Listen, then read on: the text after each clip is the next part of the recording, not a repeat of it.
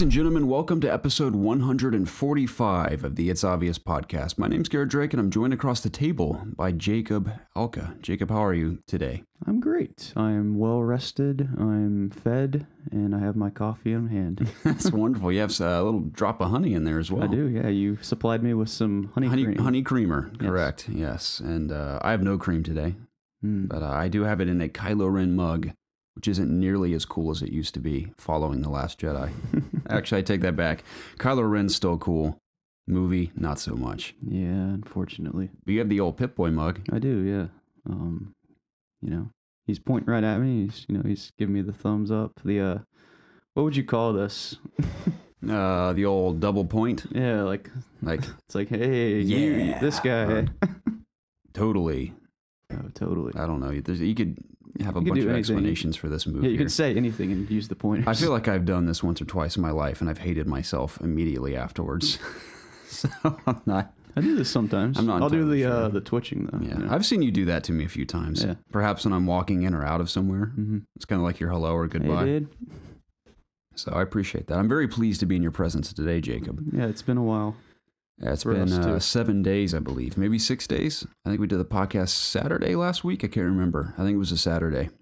Well, then it'll be 8 days. 8 days, yeah. I missed you terribly, my friend. I don't even think I spoke with you at all. I think we may have texted very briefly about doing this today, and that's it.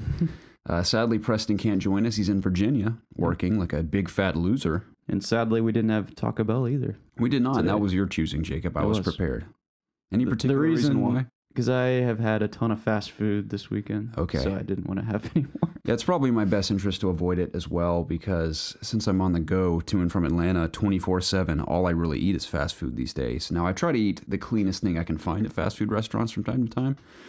But after a while, man, it takes a toll. I just feel like garbage. Yeah. And I just need... That's the thing, salad F's me up, man. I can eat a cheeseburger and I feel fine, but salad, I think it's like the fiber or something, just wrecks my stomach. It sucks. It's weird. Either that or my stomach is so used to crap that when I put something clean in it, it's like, what the hell is this?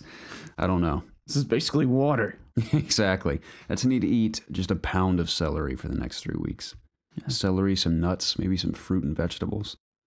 You know, foods that cleanse the body rather than soil it. Yeah. So, other than that, though, other than eating fast food, I had a pretty solid week. How was your week? It was not that exciting, honestly. Just another week in the old, I don't know what I'm trying to say. The old delivery business? Sure, yeah. Okay.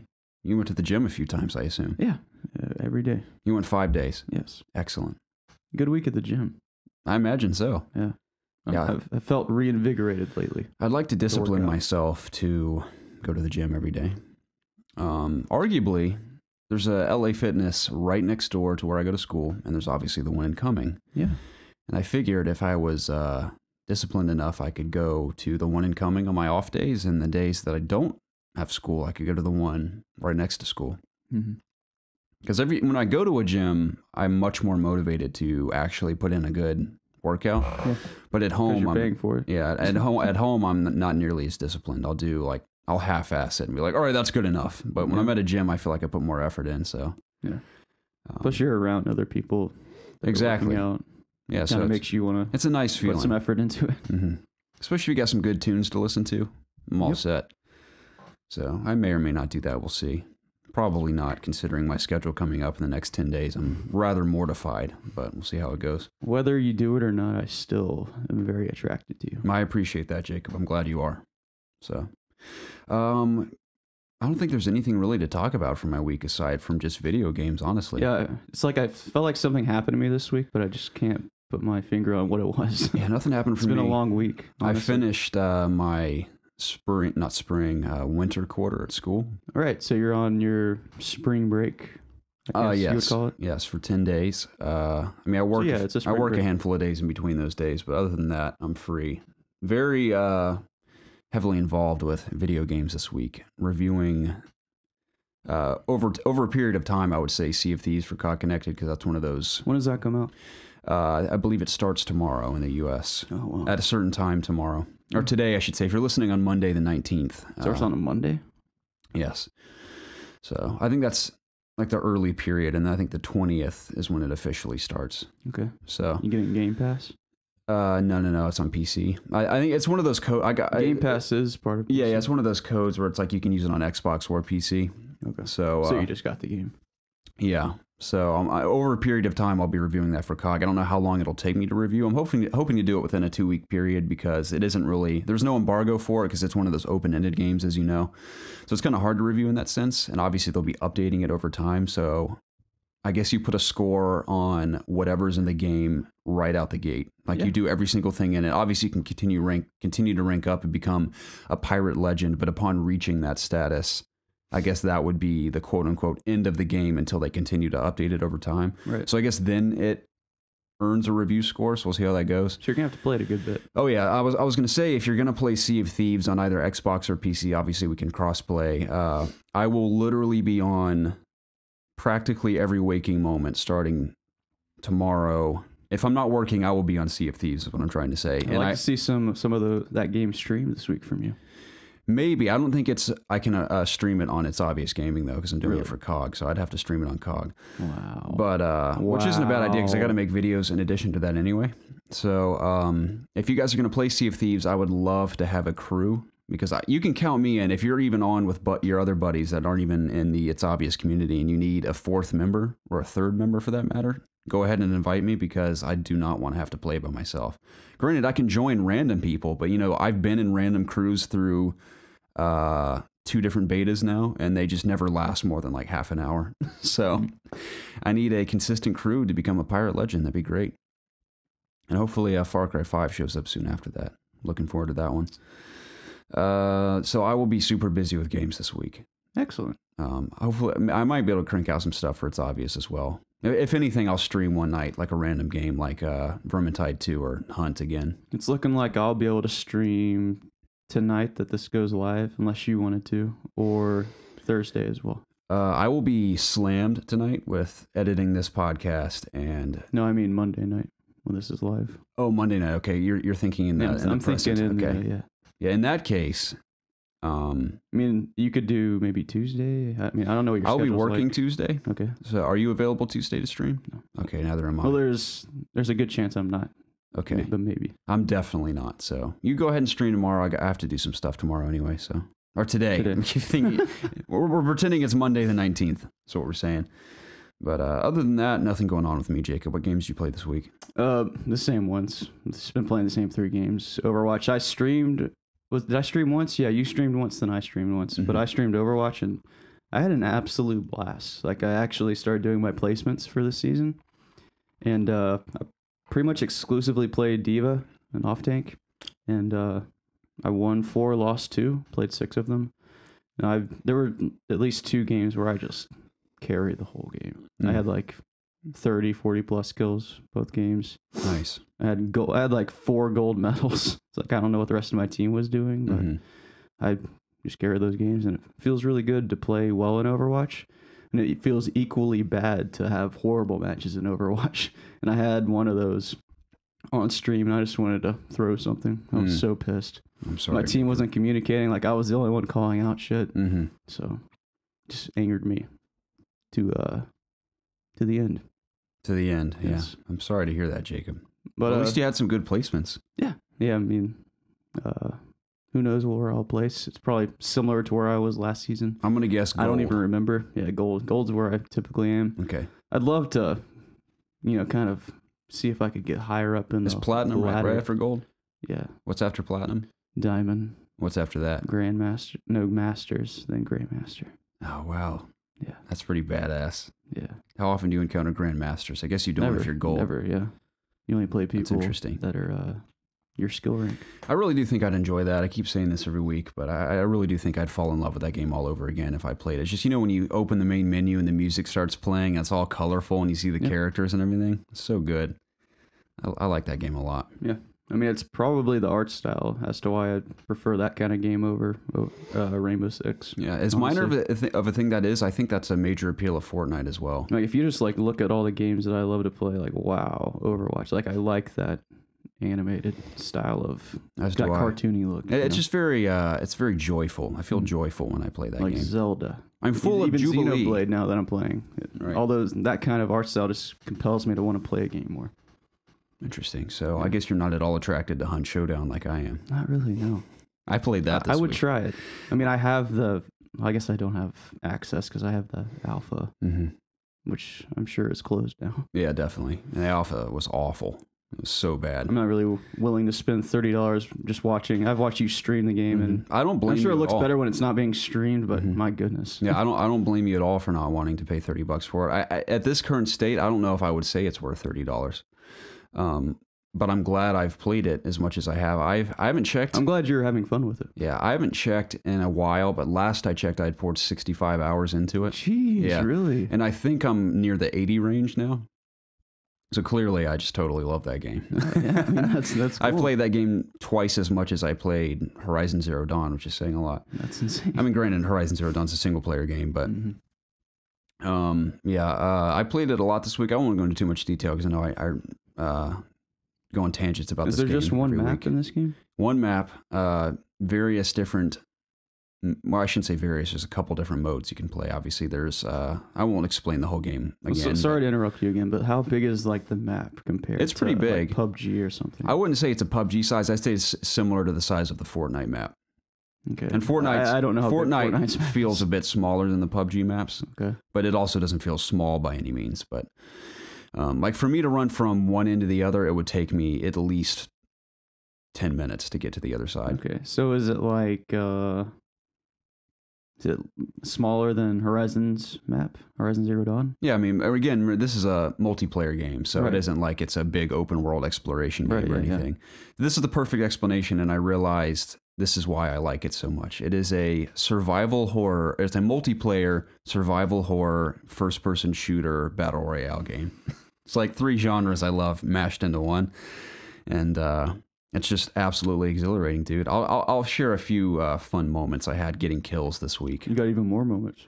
I do. It's I excellent. mean, and they're all starting to blend into just a mush of memories I have with this game because I've been playing it so much. So it's hard to pick out certain ones, but two of which I really, really enjoyed. The best match I've played so far, I got 6 kills, and that's out of 8 players in a map, including myself. So I killed 6 out of the 7 opposing players in this map. But here are the few moments I appreciate. And this is what's most exciting about that game. Obviously, it's horrifying when there's monsters surrounding you and you have to kill them to survive, and they'll chase after you if you spook them. And you have to be careful of all the sound traps around the map. Like if you set off a patch of crows and they fly away, that's like a dead giveaway. If someone's even within a mile of where you are, they can hear that and they can follow and hunt you down. So you're always looking for crows and stuff? No, you're always looking for clues that reveal where the boss is on the map. I just mean like you're always watching where you're. Oh yeah. to You make always. sure I mean, not you're setting always anything. on edge because there is constantly something to step on that will make noise, something to bump into. There are dogs in cages that'll bark at you. There are horses that are like cut in half but still alive that'll neigh at you.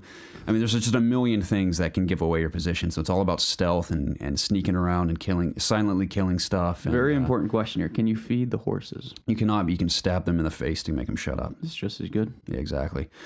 So I've had to do that on several occasions. I always feel bad about killing the horses, but I mean, you got to shut up. Yeah, because they give me away every time. Anyway, so the most exciting kills, I mean, it's one thing to stumble upon another hunter in that game and just get in a firefight and win the fight. That's exciting, but the most exciting thing to do is when you outwit another hunter, because it's so easy to outsmart them in a firefight. Yeah, I think it was last week when you were telling that story of when you snuck around the guy Right. on the roof or something. Similar story today, but it was another 2 players, but this was even better. It was like out of a movie. So are you playing these 2 players by yourself, or do you have a team? I was solo, and this is 2 other players I was about to go up Yeah, against. sorry to keep interrupting you. I'm trying to answer some questions here. So you're being matched with duo partners? I am. And I think you're it's a because the single player? player base is so small right now that they have to do that, which really sucks because I've started playing with a partner indefinitely now because 9 times out of 10, I just get double teamed and it's impossible to take on 2 guys. If they spot you out in the open somewhere, you're pretty much dead. Yeah. So I always play with a partner now. I just team up with a random person. But at this point, I was by myself, and I was I found the boss first. Was the spider this time. It was underneath this building in a big basement. Okay. And I was hiding there, and I was in the middle of fighting the spider, but I heard, again, crows be set off above me, so I knew someone or something was around. So I leave the boss's lair, and I'm still in the basement, but I'm hiding like against a wall, and I hear someone talk like with voice proximity chat above me. He's like, there's another clue over here, and his friend's like, all right, cool. So I hear them grab the clue way above me, and then the guy's like, oh shit, dude, the boss is right below us. And I was like, oh crap, they're totally gonna come down here. So you didn't know the boss was down there? No, I knew he was down there. I got there first. So I'm like, how can I ambush these guys? Yeah. So I look, and there's a lantern I can pick up that if you throw them, they burst into flames. So I'm like, okay, this is what I'm going to do. When they come down here, and I predicted where they were going to come down, there's this big opening ramp that leads into it, and there's also a very small, slender staircase. So I'm at the small, slender staircase, and then maybe 25 feet down this brick wall in the basement, there's where the big ramp enters the basement. So I hear them creeping down this thing. So I get the lantern ready, and as soon as I see one appear, I toss the lantern, and it bursts by their feet, and it catches one guy on fire. Now, this won't kill you instantly, but you have to pat down the flames because it'll like permanently damage your health, or at least for a certain period of time. So I burst one guy into flames. He's like, oh shit, there's a guy down here. So they start shooting at me, and I guess they aren't familiar with the map as much as I am, because I sneak up the slender staircase. They don't see me go up there. So I go up the staircase, I wing around all the way over to the other side where that ramp is, and I get right behind them. And they're both just crouched on that ramp, like looking around that corner where I just was. And best thing, I shoot one in the back of the head and it kills him instantly. And the other turns, and before he can finish what he was saying, I shoot him in the face. But what he tried to say is, he's behind! And like as soon as he says behind, I just like nail him in the head. Yeah, cut him off and killed him instantly, both dead. I was like, that was satisfying. Did you kill the monster? Funny story. Did the monster hear any of this? This is just the start of the adventure. Okay. So the monster's in an area of the basement where you have to go in to fight him. Okay, so it's not just like a house basement where it's no. It's a pretty big compound I'm in. So I sneak back into the boss. I pop him a few more times. Then another guy ends up showing up, and me and him get in this huge firefight in the basement. It's full of all these narrow corridors, so we're just shooting back and forth through these tiny slivers where we can see each other and everything. So eventually I figure out a way to trick him as well, where I run directly through the room the boss is in. The spider's chasing me through the room. I managed to get out on the other side before it can bite me, and I sneak up behind him and killed him too. I did that with like 3 different people. Ended up being 6 total by the end, but it sucks because, I take that back, it was 5 because the last person on the map ended up killing me at the end because I killed the spider, I banished him, and like an idiot, I ran out. I just chose a door to run. I'm like, I think this is a good idea to go this way. And of course, the one door I go through, there's a guy waiting with a shotgun. He killed me instantly. But that whole map was awesome. A ton of experiences like that, and I'm totally addicted to it. It's awesome. How many games have you won? It isn't really about matches won. It's more about bosses killed. Or no. Contracts honored is what it's called. I think I've honored 8 contracts. Do you have to escape? Which means I've escaped with the boss's bounty 8 different times. Now, I've killed like 25 bosses. I've killed like 40 hunters, and I've killed like 600 monsters or something. But the best way to win is when you escape with the boss's bounty. So I've only done 8 of those. It's pretty tricky. How many people are in a match? 8 total. There's only 8. Which seems like, oh, that's nothing, but that's the best part is when there's only 8, and as long as the monsters can kind of make up for the lack of people. Right, yeah, because it isn't purely just a PvP game. It's really about finding the monster and escaping. The hunters just happen to be there because they're all competing. Okay. But that's the best part about it, is that it doesn't keep a counter of how many are left, because you never know how many people are still alive or what. Unless you kill them yourself. Right. And sometimes you don't know if you've killed someone, because you can shoot people and they'll slowly bleed out if they can't patch themselves up. Okay. So sometimes I've shot people and like an hour later I'll find them dead, like 10 feet from where I shot them. Oh, he died. Yeah, so it's pretty cool in that sense. But yeah, I love that game a lot. If anyone has it, please play with me, because I keep playing with random people. Please. Some of them are total idiots too. Like I had this epic match with this one guy where I saved his life twice in these epic firefights. Killed the boss. I was like, all right, dude. And 2 hunters I knew were waiting outside our compound for us because we heard him creeping up on us, talking again. You should never talk in that game if you're near a boss, because someone's going to hear you every time. But I text chatted him like, all right, there's 2 exits on the map. There's one to our east, which is where those players came from, and there's one to the north. And I was like, we're going to go to the north. And he's like, okay. And I was like, all right, let's go. So I bail out of this compound, run north. I'm sprinting as fast as I can. I get all the way to the exit. I turn around, and my guy's gone to the east, like an idiot, to the direct opposite way. And I texted him like, where are you? He's like, I went to the north. I'm like, you went to the east, you idiot.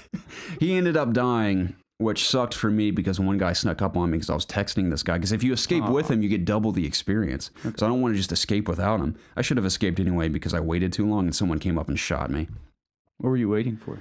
I was waiting for him because I was texting him to find out where he was. I thought he died. Okay. Yeah, I don't know where he went, but he ended up dying after I texted him, and then I died, and it was a total waste. Wow. It was that guy's fault too.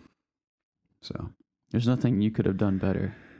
I could have just escaped without him and still gotten a decent amount of experience, but I wanted that bonus, man. And he blew it. You got greedy. He did, so. Oh well. Or I did.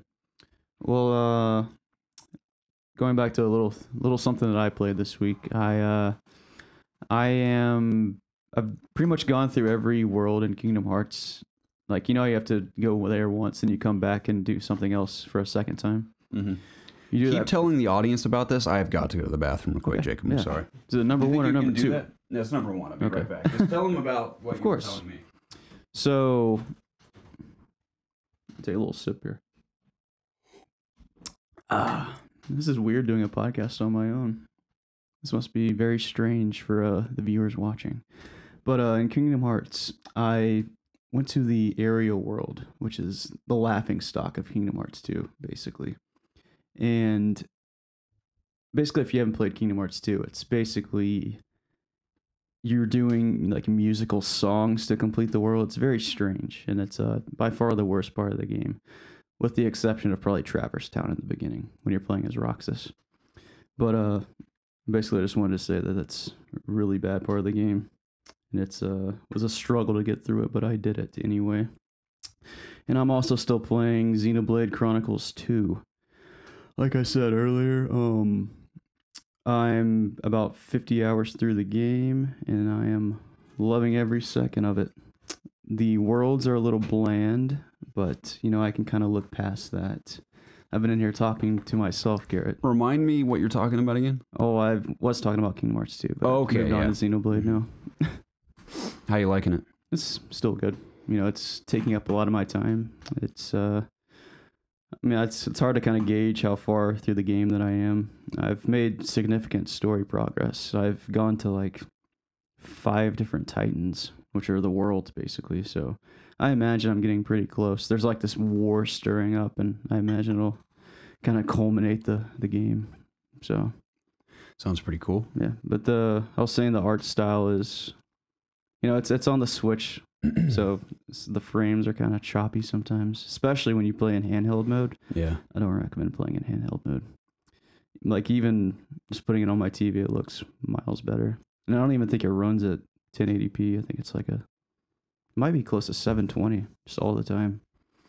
But it's a game. It's a RPG, and I'm enjoying my time with it. That's great, Jacob. I also played the Wolfenstein 2 Freedom Chronicles DLC Part 3. The third and final piece of DLC for Wolfenstein 2, presumably, and it was bland as hell. Have you played all of this? I have. Ugh. I did it all for like video impressions for COG, and Part 3 was definitely the most lackluster. You can hear my thoughts on either COG's website or their YouTube channel, where I share my thoughts there. But character was fine. I actually like the character a lot. It's actually Soldier 76 is the character. So Soldier 76 reporting for duty. He plays. Can't remember the guy's name all of a sudden. Names escape me when we do these podcasts, Jacob. Something Wilkins. It's like Dominic Wilkins. It's like Denny Wilkins or something. A Dominic Wilkins from the Hawks. Yeah. But cool character. He's just not retired, but he's a U.S. soldier that when the bomb fell in Manhattan in the narrative, he and his squad kind of stayed together, killing Nazis throughout the decades. And he's like a weathered war veteran, but he's got a great personality. He's like an '80s action star essentially. So he's like, let's just go kill Nazis. I don't care about the plan. Let's just go do it. So kind of a fun character. The narrative is, it's extremely predictable, but I guess it's sort of a heartwarming tale. I don't want to spoil it for people that actually want to play it, but I was like, oh, that was kind of cute story. Gameplay was just more Wolfenstein. That's all the DLC has been. It's just you're playing with a character that has a different personality from BJ, and you're just playing Wolfenstein. You go into the recycled maps using the same abilities that BJ can use in the campaign. So on that front, it's not necessarily exciting, but I don't consider that much of a negative because the gameplay is awesome. I love the gameplay, but when you're looking for DLC, I'm kind of looking for something a little bit fresher than the campaign, and it does not provide that, unfortunately. So it was actually a stark or it informed me. I think I say this in my impressions. It informed me that I think it's time to let Wolfenstein 2 go officially. Yes. So I don't think it got the DLC it deserved, nor the one that it needed, Jacob. But I played all 3 and I thought they were okay. I think part 2 was my favorite with Agent Silent Death. She's a super cool character, mainly because I love stealth.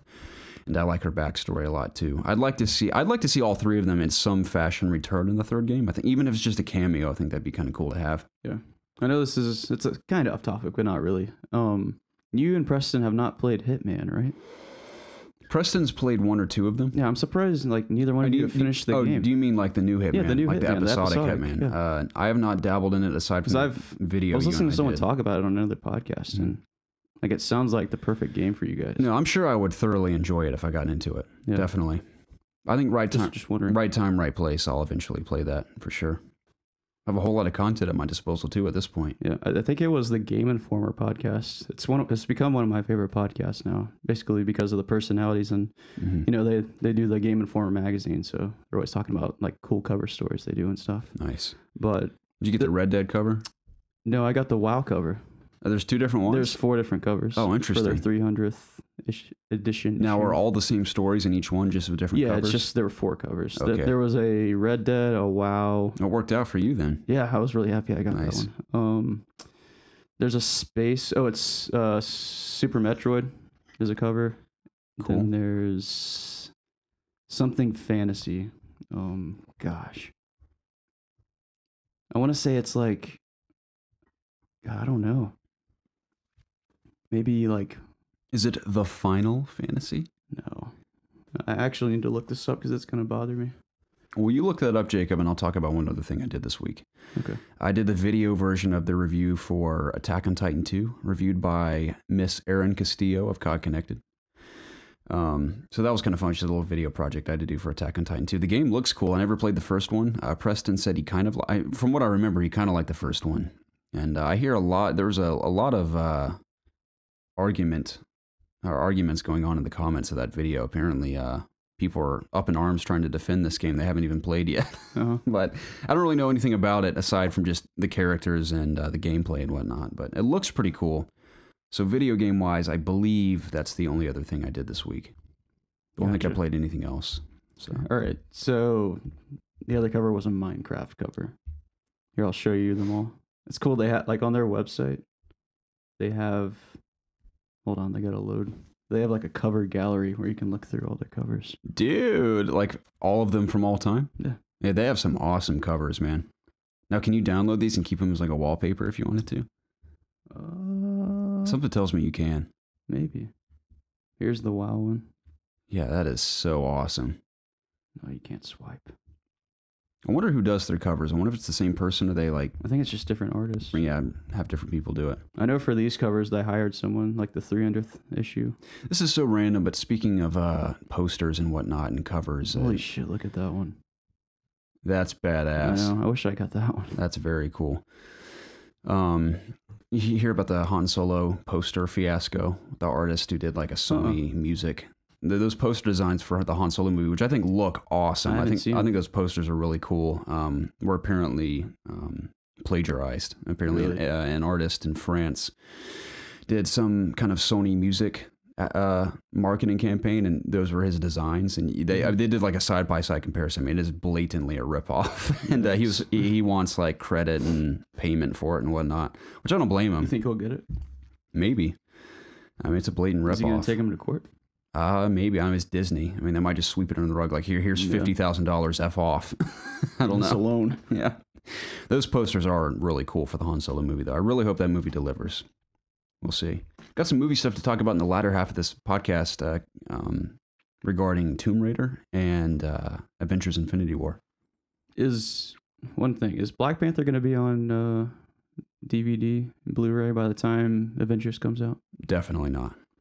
Well, I'm not going to be able to see that then. Why not? Is it still in theaters? It is. It's going to be for a while. It's made over $1 billion. Okay. Literally. I need to see that while it's in theaters. I have a lot of Marvel movies I need to catch up on before Infinity War. I would go see it again if you wanted to see it. I do want to see it. Okay. You want to go sometime this week? I got time. Maybe. Good matinee. Well, a weekend would probably be better for me. We could matinee it, maybe get a little bit of lunch and hold hands and eat some popcorn together. What are you doing Saturday? You and Icy, man? What are you doing Saturday? I'm always busy on Saturdays. I'm working. Just skip the gym, man, and go to the movies. On Saturday? No, just during the week. You can skip. do that. You can skip a day. Garrett. Listen to my bad influence, Jacob. Don't do this. I'm like the hooded Kermit the Frog of you right now. Skip the gym and eat some candy and popcorn. I mean, I would like to. What are you going to remember more in 10 years, Jacob? I had a fun time with my buddy at the movie seeing a fun superhero flick, or I went to the gym another day, like all the other days of my life. What if it's a really good day at the gym? It can be a good day at the gym. Any day changes my life. But it isn't every day you can spend a movie day with your buddy. It's true. And we don't think about this. How many more days will we have like that? Now, in our relationship, it's a little more realistic think. I'm sure we have a few more experiences like that, at least. Maybe. Because not only do we live near each other, but our schedules don't totally combat each other all the time. Mm-hmm. Unlike mine and Preston's, for example. If this podcast ends, I don't know when I'll see Preston again. So we got to keep it going as long as we can. So hopefully the community doesn't bail on us anytime soon, because our friendship is at stake here. Yeah. So, our friendship relies on our Zach audience. is pretty much gone. Elliot... We see Elliot every now and then. I see Elliot several times a month. Okay. You're just always busy. I am always working. It sucks. You work on the weekends, which is when I hang out with them. Yeah. So. Every now and then I'm off, though. Always just maybe text me just in case, because I like seeing you guys. Well, how about you text us if you're home on the weekend? I'll do that. I will do that. More than likely, we might be hanging out. Great. So, growing up sucks, man. It does. I guess this is growing up. Yeah. Blink-182 is just... The older I get, So the less reasons I want to leave my house. I just want to play games. I understand. Mm-hmm. I need to find a way to live in Atlanta, Jacob. This commute will be the end of me. I need to as well. I'm ready to move when you are. I can afford it, so it's up to you. Yeah. Casey's looking for roommates. If we all three live together, it would be so cheap. It would. So that's up to you, though. I'll let you... it would be more expensive to live together, though. Yeah. We need a bigger place. Mm-hmm. At least... Well, three of us, probably at least 3 bedrooms. You and I need our sweet production suite for PCs and videos. That's right. And... it could be nice. I could share a room with Casey. Of course, she'd probably want to kill me after a while, but... One morning... hey, if she gets tired of you, she can just move her bed into my room. We'll just rotate. One night she told me, because she had to wake up for class one morning at 8 and be at class by 8 a.m. because if she got one more absence, she would fail the class. So I was like, Casey, just so you know, I was like, I'm not gonna be relentless at all. I'm like, I'm gonna make sure you get out of this bed and get to class on time. No. She told me, she's like, all right, I expect you to do that. So the following morning, I like harassed her just she would get out of bed. I wasn't mean, but I like would annoy her until she got out of the bed. She got so mad at me, dude. I remember she was like laying face first on the floor when I was because I was getting ready too, because it was an excuse for me to get up early and go do some homework. Yeah. Where normally I'd sleep in half the day, then go to class and like. It takes a lot of willpower to wake up and do homework. Totally, yeah. So I was like, this is my one excuse to get out of bed myself. So I was sort of motivated on that front, but she was laying face first on the floor.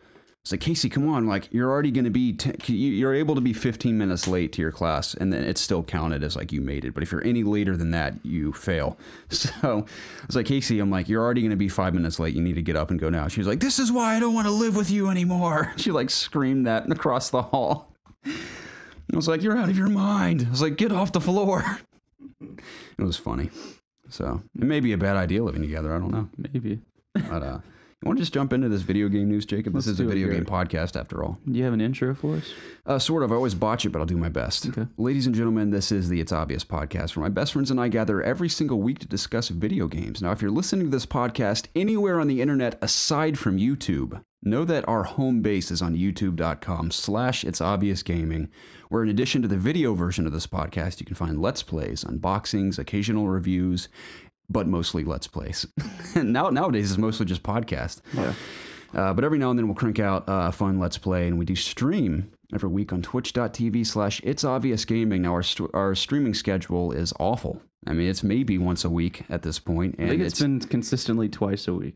Yeah, we're trying to do twice a week, and so desperately want to figure out a solid schedule, but it is just nearly impossible with our schedules. But know that we do stream. If you follow us on Twitch and want those notifications, even if you just drop in to say hello and bail in a stream, we'd appreciate that. And even if you listen to this podcast and you don't enjoy Twitch at all, if you would just hop on over there when we're streaming and follow, that would help us out a ton as far as growth. Yeah. Because obviously streaming that's the real deal now. I mean, YouTube videos are fine as well, especially if you're an established YouTuber, but streaming is really like, I feel like the most engagement's happening.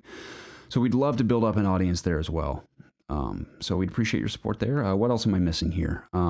This podcast is available on Apple Podcasts, Spotify, Google Play, Audio Boom, Stitcher, several other podcasting services that I always forget about. But the big ones are Google Play, Spotify, Apple Podcast. Specifically with Apple Podcast, if you're willing to not only subscribe, but to leave us a rating and a written review on iTunes. Could potentially take you 2 to 3 minutes, maybe 5, depending on how motivated you feel. But that would help us out more than you can possibly imagine. Yeah, we would be eternally grateful. Long-term goal of this podcast is to wind up on the new and noteworthy page of Apple Podcasts, and that could potentially turn the tables of this whole shindig. I saw someone on there that had less reviews than us, and they were a gaming podcast. I was like, come on. Yeah. You kidding me? I think it's all about timing. Like if you get a bunch of reviews in bulk very quickly, I think that throws you on there. But we've received a decent amount just over a long period of time. Yeah. This podcast is 3 years old now. Right. We're still youngsters, but in the grand scheme of things, it feels like we're 50 years old. Yeah. So we're not new, but we might be noteworthy. Exactly. Yeah, I appreciate that. We just need a noteworthy. We need a noteworthy ranking. Exactly. Chart. So we'd appreciate that. But enough with the banter. Yeah. I'm sure I'm leaving something out. We'll get to it later. Jacob, let's jump into the news. Let's do it. Hey, man. What's the news? Thanks, Jacob. Anthem's best writer has left Bioware again. Oh, not again. This is a story courtesy of Mario Brash from COD Connected. It's brief. We'll go into details afterwards. He says, quote, Drew Karpyshyn, previously the lead writer for Bioware, has officially left the studio and work on Anthem as of March 2nd. This is months after he revealed his involvement back in June 2017. Though it's unclear how this departure will affect the project going forward, the former employee did share a few words. I didn't keep the whole quote. It's a little lengthy, but Mr. Drew, the gentleman who left, basically said he left to pursue his personal... I'm going to sneeze. Hold on. Oh, dear. Excuse me. Bless you. I don't want to sneeze into the mic. I don't want to scare anyone. Yeah, it's understandable. He left to pursue personal projects, specifically his novel and graphic novel projects that he does for freelance. Oh. I guess that's his passion. And they were infringing upon his work at Bioware, and they were causing, quote, conflicts of interest with EA. So I don't know what he's working on specifically, just in general novels and graphic novels, which is pretty cool, I must say. But that must be where his passion is, man. He may be a great writer, but he's like, I don't need these video games. Not in this, yeah. Right. So I, in a sense, can relate to that feeling. I'm sure you can as well, to an extent. So that's cool that he's doing what he wants to do. Now, for Bioware, I would imagine, I mean, this is obvious. I'm not breaking any ground by saying this, but I'd imagine Anthem, at the very least, has an outline for the story. And this far in development, if it's coming out Q1 of 2019, they have to have a story of some sort nailed down. It's got to be done by now. Yeah. So, I mean, obviously things can shift even to the very last minute of game development, as we know. But story-wise, I feel like you're going to have that set in stone for the most part. So I'm sure at the very least there's an outline. I'm sure Bioware will be fine. I mean, it's not like this is the only talented guy at Bioware. I mean, they're a very powerful studio. So, or are they? They are, but branches of them, as we've seen, aren't as strong as others. Anthem wasn't an awful game, but it certainly wasn't the quality of the previous Mass Effect games. Seems to be wearing thin lately. They are walking on mighty thin ice. Now, I'm not holding them to this high standard. I mean, of course, I want Anthem to be just as great as I know Bioware can be, but I don't want to add to I don't want to fuel the fire of stress that's burning them alive right now at EA. Or I just want them to succeed without stress. I know it's probably impossible considering the timeline and all the pressure. Everyone's like, Anthem has to succeed or you're all going to die. So I don't know what's going to happen with that game. They're going to have even more competition with the Division next year too. Yeah, we'll see. I guess it depends on when Division comes out in comparison, but we'll see. There could potentially be 2 Destiny-like games coming out next year. Maybe Division comes out this year. I doubt it, but yeah, I think we will see another strong showing of Anthem at E3 this year. Oh yeah, For sure. I mean, it comes out next year, and Microsoft, which we're about to talk about here in a minute, has promised the biggest E3 showing ever for the conference. They say that every year. Probably. I can't remember if they said that or not, but that is quite a bold statement. We'll see if they follow through on it. I hope Anthem's great, man. This is a slight tangent here, but okay. I saw Bungie released like our updated maintenance schedule for Destiny 2, and it's just so much writing. I'm like, fuck, dude. It's so boring to look at. And I'm like, I feel so bad for the people that are having to correct this game as much as they're having to correct it upon or post-release. I'm like, this sucks, man. I feel so bad for people that are passionate about Destiny 2 and just want it to be great, and all the changes they're having to make. I'm like, that is just so disappointing. It's just not a good game right now. Even I enjoy Destiny 2, playing through the campaign and whatnot, even multiplayer to an extent. But I mean, the whole game's multiplayer, but like the PvP side of things. But it's just all the changes I have to make. I just feel so bad for that situation. I hope they come out of it, because again, I just want to go back to Bungie. It's a really cool place to be. But hey, and I guess they said May some of the next expansion's coming out. So yeah, we'll see. Maybe you'll get to go then. But I saw that, and I feel bad too, because all the comments are always so negative. Anything on Twitter, anywhere, the first comment is, people still play this game? That's such a classic, no one stupid cares, comment. or something like that, you know? Right. Wait, you're changing this, but not changing that? Wait, you said you were going to do this last time. Like, oh gosh. People talk about how they're playing Fortnite or something. Yeah, they're like, cool, but it's not going to take me away from Fortnite. Yeah. So let's talk about that for a second, dude. That stream with, I hadn't heard of Ninja before the stream, but Ninja with Drake and a couple of those other guys, that is unbelievable. That's 600 plus concurrent viewers when they were together. This was at 1 a.m. Yeah, too. That's great, because I woke up to that and like Twitch record broken 600,000. I was like, oh my gosh. I imagine they could have got like at least another 100,000. If it wasn't 1 in the morning, earlier in the night. Yeah, if it wasn't 1 in the morning, probably would have hit closer to 1 million easily. And I didn't watch it because of that. So I guess Drake had tweeted like, yo, I'm streaming with Ninja. Yeah. Join the stream. And all of his followers are like, what the hell is this? Yeah, those that don't know what it is, joining in and checking it out. So what a cool experience that probably was. I didn't watch it, obviously. I haven't even watched like highlights or anything from it, but I thought that was a cool story. I think the best part about it is just Fortnite is an uncontrollable beast. It is truly the biggest game on the planet, far and wide. Nothing touches it. ESPN was talking about it. Just like they're talking about athletes that are playing Fortnite. Right. Are you kidding me? Uncontrollable, dude. This is what is so amazing about it. This is a Cinderella story to me. It's mind blowing. So I interviewed one of the creative directors of Fortnite. His name's Zach Phelps at PAX West back in September. Yeah. And they were promoting one vanilla Fortnite, just like the Save the World mode, plus some other mode like Survive the Storm or something, some other dinky mode they had coming out. I don't want to call it dinky, but in comparison to Battle Royale, it was dinky. So I interviewed them, and they were like, of course they're enthusiastic about Fortnite. It's a literal mere blip on everyone's radar. Everyone's like, those that do know about it are like, oh, it's kind of cool, and most people just had no clue what it was. Yeah. That video got like 100 views. Like no one cared. But I interviewed him. It's a fun conversation. Super nice guy, dude. Fast forward 6 months, it is the biggest game in the world. Everyone knows what it is. Well, I wouldn't say that. It might be, but I think notoriety wise, it is the biggest game in the world right now. People that don't like on Facebook that I've never heard say anything about. Yeah, in terms of like pop culture culture and stuff, like it's definitely it's huge, crossing that line. So, and even post that Ninja stream, Epic Games had a tweet on if you saw it. They're like, we're feeling the love. They're like, we've had such an influx of players since that stream that our servers just broke. And they had to fix them because so many, it was already massive, but imagine how many more joined after that.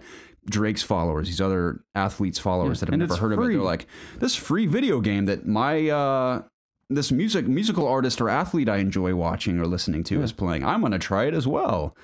So now it's on mobile. Did you see that tweet or a little clip we retweeted on It's Obvious Gaming? It's like, joined a Fortnite mobile session. I guess this guy was on console or PC, and the mobile player was like a tank moving the gun, trying to aim. See that, Hilarious.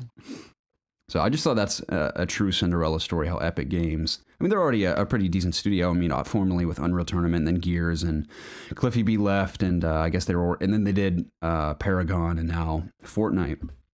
But it makes me think, like, how does one Rod Ferguson feel, and also Cliffy B coming off of Gears, because they were both with Epic, and then they branched off. You know, Gears became its own studio with formerly Black Tusk, and now the Coalition, and now obviously Cliffy B with Boss Key. God bless him, man. Hang in there. But I wonder if he lays his head down at night and thinks, why the hell did I leave Epic Games? And granted, you can't ask yourself that, because at one point, I'm sure everyone thought like Epic Games is not nearly who they used to be, and now they're back on top again. But I don't even think there are Gears fans. I would consider myself still a Gears fan. I played Gears 4 and enjoyed it for what it was, but I don't think anyone's nearly as hyped as for, say, Halo or Gears as much as they are for Fortnite at the moment. And people like or just Battle Royale for just like a little like a weapon being added to the game. Right. So those two guys specifically haven't left Epic. At this point, I'd be like, I hate myself. Yeah. I mean, you got to branch out and do something that he wanted to do. Exactly. They followed their hearts in that front. And Rod Ferguson, I think, is an excellent director of the Coalition. Maybe if he wouldn't have done that, he would always be wondering if you could ever do that now, if he was still at Rare. And think about this. I mean, Cliffy B with Boss Key and Lawbreakers, that game's awesome. It's just nobody played it. I really do think that's an awesome game. It just came out at the wrong time. And Gears 4 is a solid game as well. So those games, in their own defense, are awesome. It's just Fortnite's just so popular. Yeah. But I just thought it was amazing that it was just nothing, and then 6 months later, it's just so big. I want to talk to him again so bad if he's at E3, dude. I'd imagine that being one of the funnest conversations ever, thinking 6 months ago, this game was nothing, and now you're the biggest game in the world. Do you remember me? Tell me how this all happened. Yeah, he would never remember me, dude. But those guys are rock stars now. Yeah. So just, granted, from ripping off an idea, it reminds me of... It kind of reminds me of The Founder. Recently, I saw about the McDonald's guy who met the McDonald's brothers and then marketed it in McDonald's and created it into the monster that it is today. Mm-hmm. And he basically took over the entire business and just stole it from them. It kind of reminds me of that in the sense that, Epic was providing assets. I think it was Unreal to PUBG Corp, and they're like, you know what, this Battle Royale thing seems to be pretty popular. We're just going to steal it. And, it's essentially, in some ways, a carbon copy, but in a lot of ways, it's very original to that building mechanic. I don't know why I'm talking so much about Fortnite. I think I'm just so fascinated by how popular it is. And the weirdest thing about it, and I'm not trying to be one of those cool guys that's like, yo, dude, I don't play Fortnite because it's so popular. I don't feel that way at all. I think the game's awesome. And just for some reason, I don't feel compelled to go play it. I don't know why. Yeah. I feel like an outcast because I don't play Battleground games. I think it's because I've had a strong fill of PUBG, and I also played Fortnite, and they aren't totally dissimilar. Plus, I suck at building in the game anyway. I'm not very good at the game. That's part of it. But that's why I love Hunt so much, because like I mentioned, it has that Battle Royale aspect to it, but it's also more than that. It's obviously a first-person shooter, but the setting's a big part of it, like the 1800s in Louisiana. It's got single-player elements. Exactly, it's got the PvE elements, yeah. So, and it's a horror game, so those elements are what attracts me to that game so much. But again, Fortnite's cool. I don't know why I don't want to play it as much as I did when it first came out. If I were to go home and play a Battleground, it would be Fortnite. I don't blame you. I mean, it'd be the most popular one. You might as well jump into it. Yeah, I just don't like the jank in PUBG. I feel you. If we're being honest. On PC though, I mean, it's come a long way. It's pretty solid. It's still not how I would like it though. I get that. Yeah, Fortnite is a pleasant experience on PC. I think it's 60 frames on PS4 now. So I would assume Xbox as well. So I haven't downloaded it. I just haven't tried it. I'd play with you if you wanted to play. Maybe we will one day. Maybe we will. Probably should have cranked out some Fortnite content for this channel at one point or another. I feel like it's too late now. No, it's never too late. People love Fortnite games. Clearly. The people have spoken, to say the least. Yeah. Jacob, I wish Preston was here to talk about this subject with me, because he and I would just be pooping and peeing everywhere, as we did when we found out naturally. But Splinter Cell is supposedly going to be revealed at E3. That's the big rumor. We'll see if it is true. Preston's been wanting this for a while. Same with me, man. Preston's a diehard of Splinter Cell. I'm a very big fan myself. So I'm really hoping this is true. He and I have been holding out for a new Splinter Cell since 2013's Blacklist. Love that game. One of my favorite Splinter Cells by far. How would you feel if this was kind of like Metal Gear Solid 5? I'm totally open to that. Yeah? 100% open to that. You like that Splinter Cell open world? Yeah, I'd totally be down for that, Maybe man. something like Wildlands, but more contained and more stealth focused, obviously. Potentially, yeah. It's funny. You can actually put on a Splinter Cell suit in Wildlands and play like Splinter Cell if you want to. Nice. Yeah. So, I don't know what they'll do. I don't know if they'll keep it linear or maybe make it Dishonored style, where it's kind of like a big hub open world. It's not like massive, I but could there's see like something multiple like that. paths to get in and out of places and whatnot. That was kind of how Blacklist was, if I'm not mistaken. It's kind of like Deus Ex too, right? Right. So let's talk about it. I'll read the story from Stephen Talby of Push Square. It's not Sammy Barker from Push Square, but Stephen. Bless you.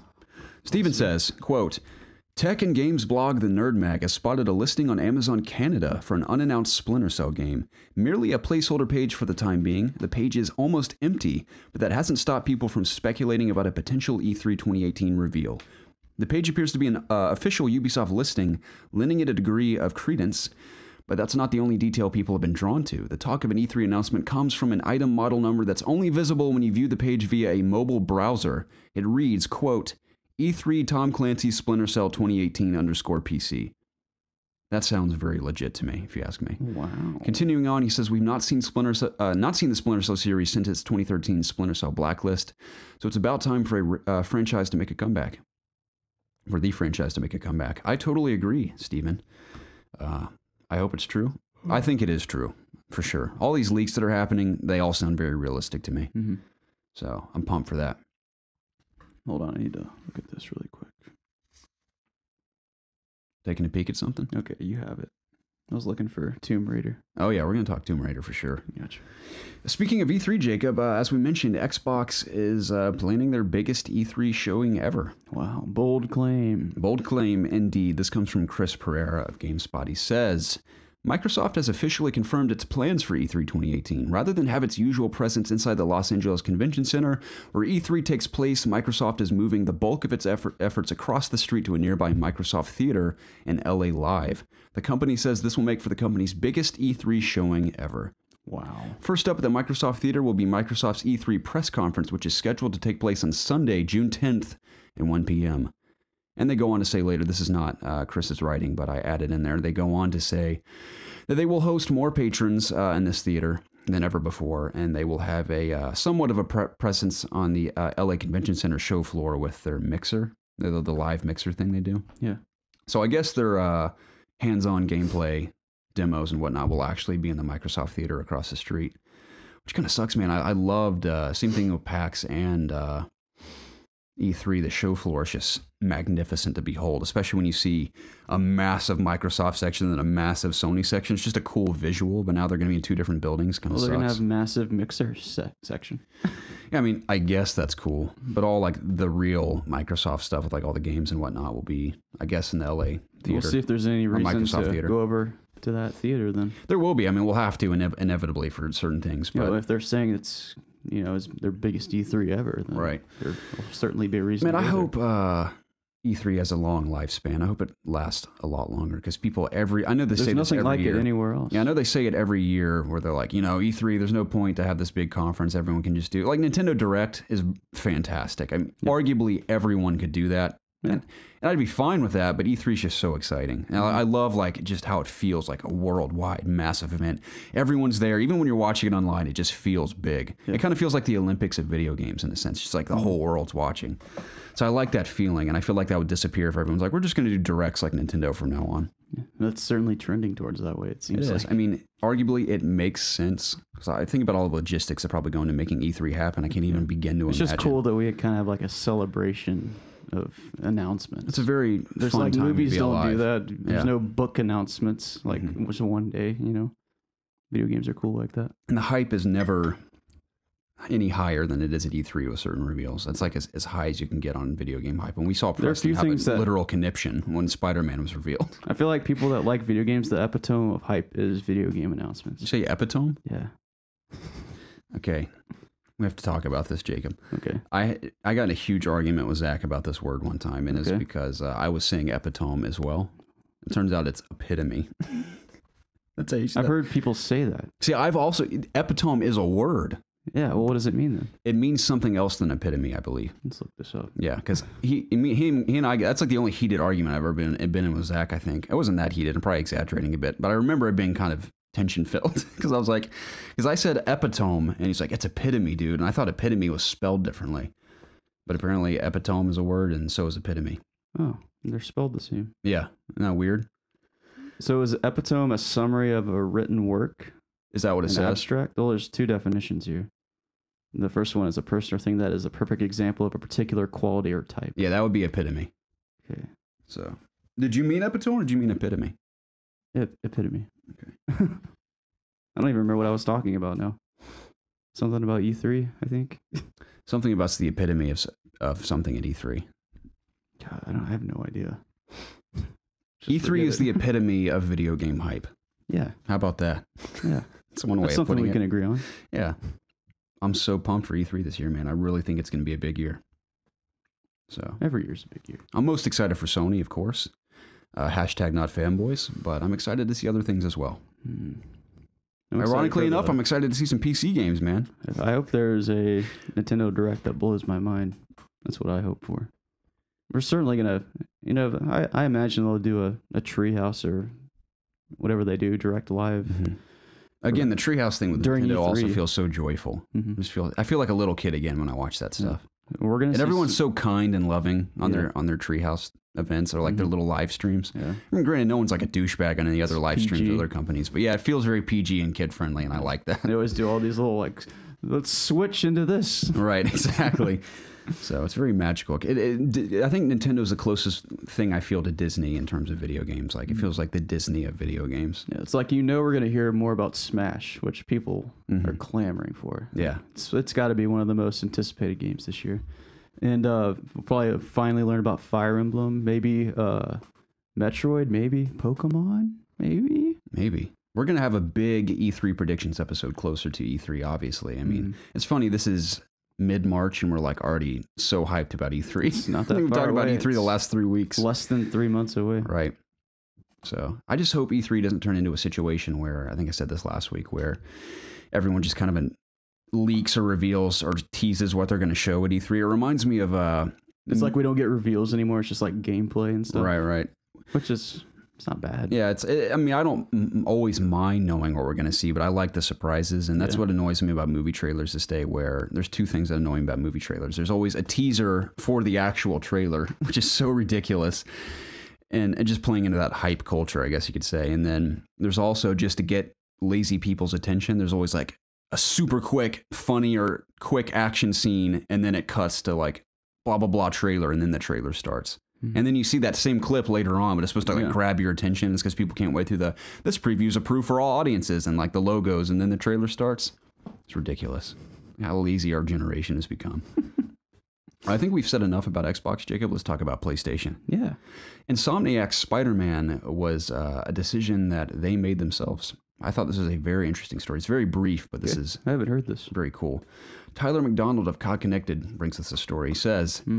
On a Kotaku podcast, Insomniac Games CEO Ted Price said that they had the choice of any superhero from the Marvel Universe, but ultimately chose Spider-Man. Really? They go on to say that they discussed not being able to kill anyone in the game, and they wanted to design a living, breathing world where people actually wake up and go shopping and go to work, blah, blah, blah, blah, blah. And the game, they said, and they were strictly saying this, which I don't blame them after their E3 demo last year. He said the game is purely... focused on exploration and combat over QuickTime events and story scenes. Because obviously that was a very heavy QuickTime event and story scene gameplay demo. We got some decent combat and some web slinging in there, but heavily QuickTime event and story focused. Yep. So, which I want a lot of story in the game, no doubt, but those QuickTime events had everyone a little concerned, so they strictly said, it's based solely on exploration and combat. So I'm like, awesome. This might not be a popular opinion, but I don't mind QuickTime events. They add more. They make the game more cinematic, and I can appreciate it for that. I'm okay with them implemented within cutscenes specifically, because then I feel more involved in the cutscene in a sense. See, this is kind of harking back to Xenoblade. Like there's combat sequences where you just press like a button to complete a combo. Like there's kind of this animation, and it builds up like, oh, now spam B really quick. It's like I can appreciate that kind of stuff because it kind of adds to the combat in that game. Maybe it does in this game too. I don't know. I feel you there. But, at the same time, I would like it to feel like Arkham Knight, just so I can do my own combos in a fight sequence. I have loved monitoring Greg Miller's quest and finding out the release date of Spider-Man. He was literally there and he didn't get it. Well, maybe he did. He just can't say. Right, yeah. I think that's so funny watching him do that. But Yeah. obviously, everyone wants the date, and Insomniac knows how hyped people are. I think they're playing into that as well. So you got to wonder when they're going to reveal it. I think it would have the most impact at E3 if they just have this kick-ass demo and then just the date afterwards. Can we see like a surprise villain we haven't seen yet? We've only seen one, right? I think they've confirmed Shocker's in the game. Okay. I have no idea who that is. You know who Shocker is? No. He was in Spider-Man Homecoming. He's not one of the biggest Spider-Man villains, but he's a fan favorite for sure. What does he do? He has shock gloves on that when he punches something, it shocks you and can like bust down walls and everything. I don't even remember Homecoming. Homecoming, I love that movie. I need to watch that again. I love that movie so much. I think I saw it 3 times in theaters. Like it a lot. Oh yeah, Vulture was the villain. Mm-hmm. Okay, I remember now. Top 3 villains I need to have: Doc Ock, Green Goblin, or Hobgoblin, but preferably Green Goblin. I don't know. What's his name? It's Harry Osborn. Norman Osborn's running for mayor, if I remember correctly from the demo. Okay. Maybe he'll be Green Goblin. I gotta have Aunt May. Aunt May's in there. She's in the trailer. Thank goodness. Mary Jane's in there. Obviously, we have Mr. Negative. I think he's said new, right? I think No, he's been around in the comics and stuff, but I think they've said he's the primary antagonist, unless they're trying. I heard the opposite. Unless they're trying to hide him. Yeah. Or hide the main antagonist. I don't know. Maybe he's a big part of it though. Yeah. Or at least in that, unless this is just an arc in the game where he manages or owns the homeless shelter or whatever, and Aunt May works there, and Peter has to deal with that situation or something like that. Some kind of complicated drama that I thought was pretty cool. Yeah. So obviously, who wouldn't choose Spider-Man if they come to you? Like, pick any superhero. Let's go with, I can't even think of another Marvel character off the top of my head. Let's go with Thor. Hulk. Yeah, we want to do a Hulk game. We want to remaster Hulk Ultimate Destruction.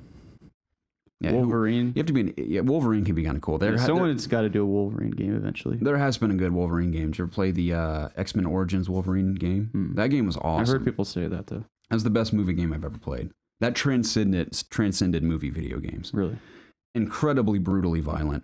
I don't remember. Was it like one of those over-the-shoulder games? It was third person, but it was pretty pulled back. It was like God of War style, very hack and slash and fast paced. Awesome cutscenes too. Very good cutscenes in that game.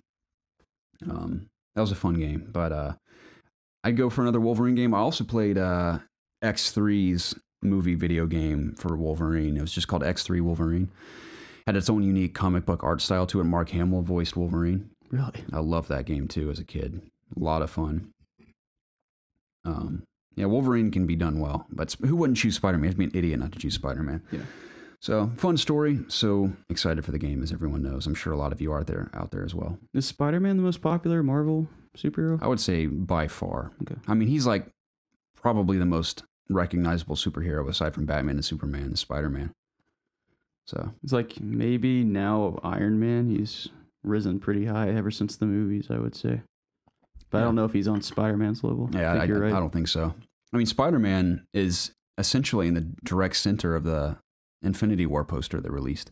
I mean, obviously Iron Man's a big part of it too, with his arms stretched out. That poster's awesome, by the way. I know people are making fun of it. There's 1 billion people on this poster, but that's why I'm excited, is because there's so many people on it. It looks so cool. This has never been done before. Yeah, I can't wait to talk about that trailer later. A lot of cool stuff in that trailer. Activision and Battle Royale, Jacob. This story is kind of interesting. This comes from Eddie Makic of GameSpot. Actually, I don't feel like reading this whole thing. I'm just going to give you the gist. Okay. An investment firm called Oppenheimer was interviewing someone from Activision about this, and asked them about their take on Battle Royale. And Activision just simply said, "We are keenly aware of the popularity of Battle Royale."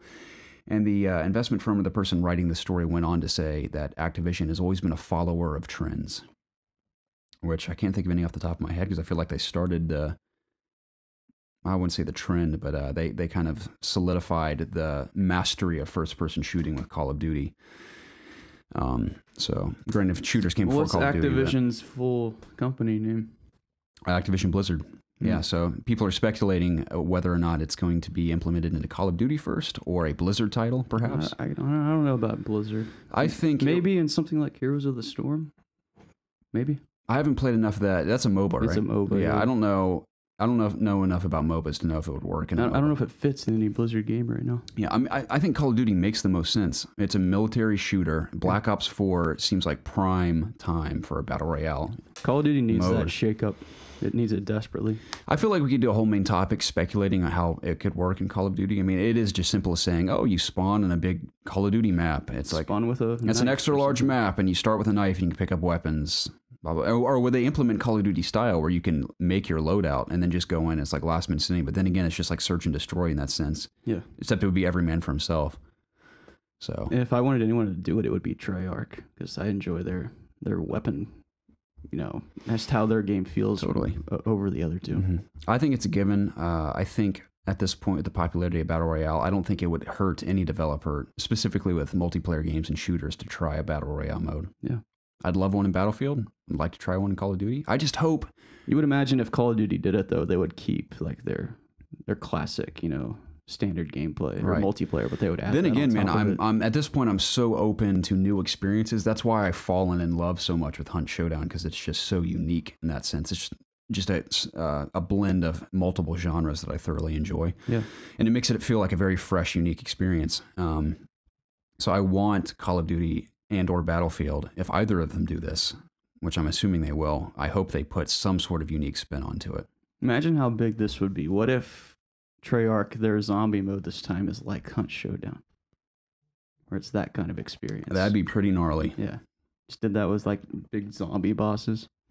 It'd be pretty sweet. It'd be awesome. You're onto something there, Jacob. I think that's what they should be doing.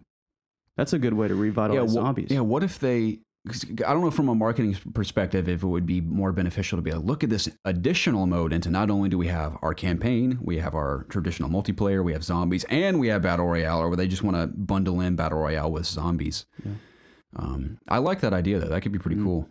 Like I know Infinity Ward, they did that Alien and Ghost, the Alien mode. I forgot what it was called.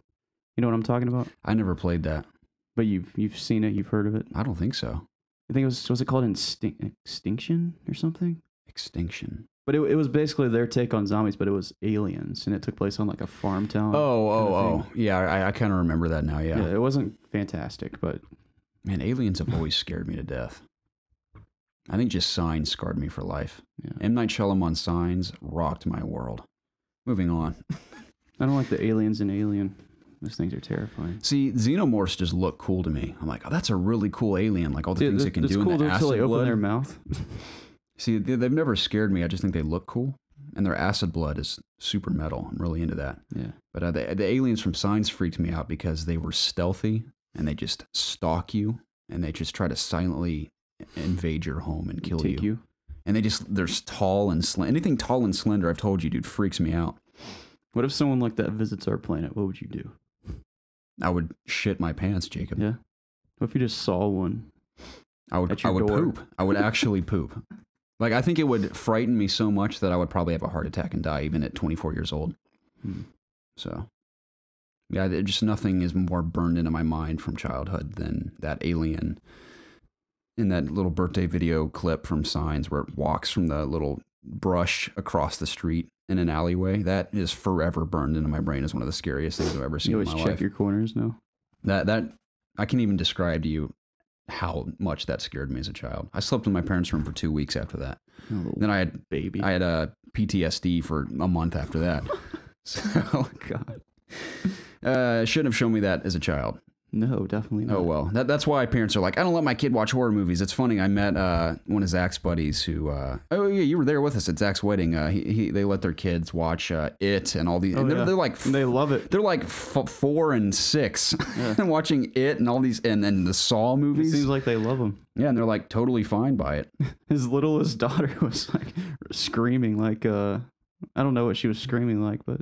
She was going like, ah. Yeah, she's acting like Pennywise. Oh, is that what Pennywise does? Now, granted, again, I'd seen horror movies as a child, and they didn't faze me at all. It's just aliens, those aliens specifically, that's where I found my fear. So, I'd seen, like Freddy Krueger and Jason and all the classic horror characters, and Alien, of course, but that ruined me. I don't really know what scares me because I don't partake in those movies. What's the last horror movie you and I saw together? I think we went to see one together. I talked you into it. It was the one, the blind guy.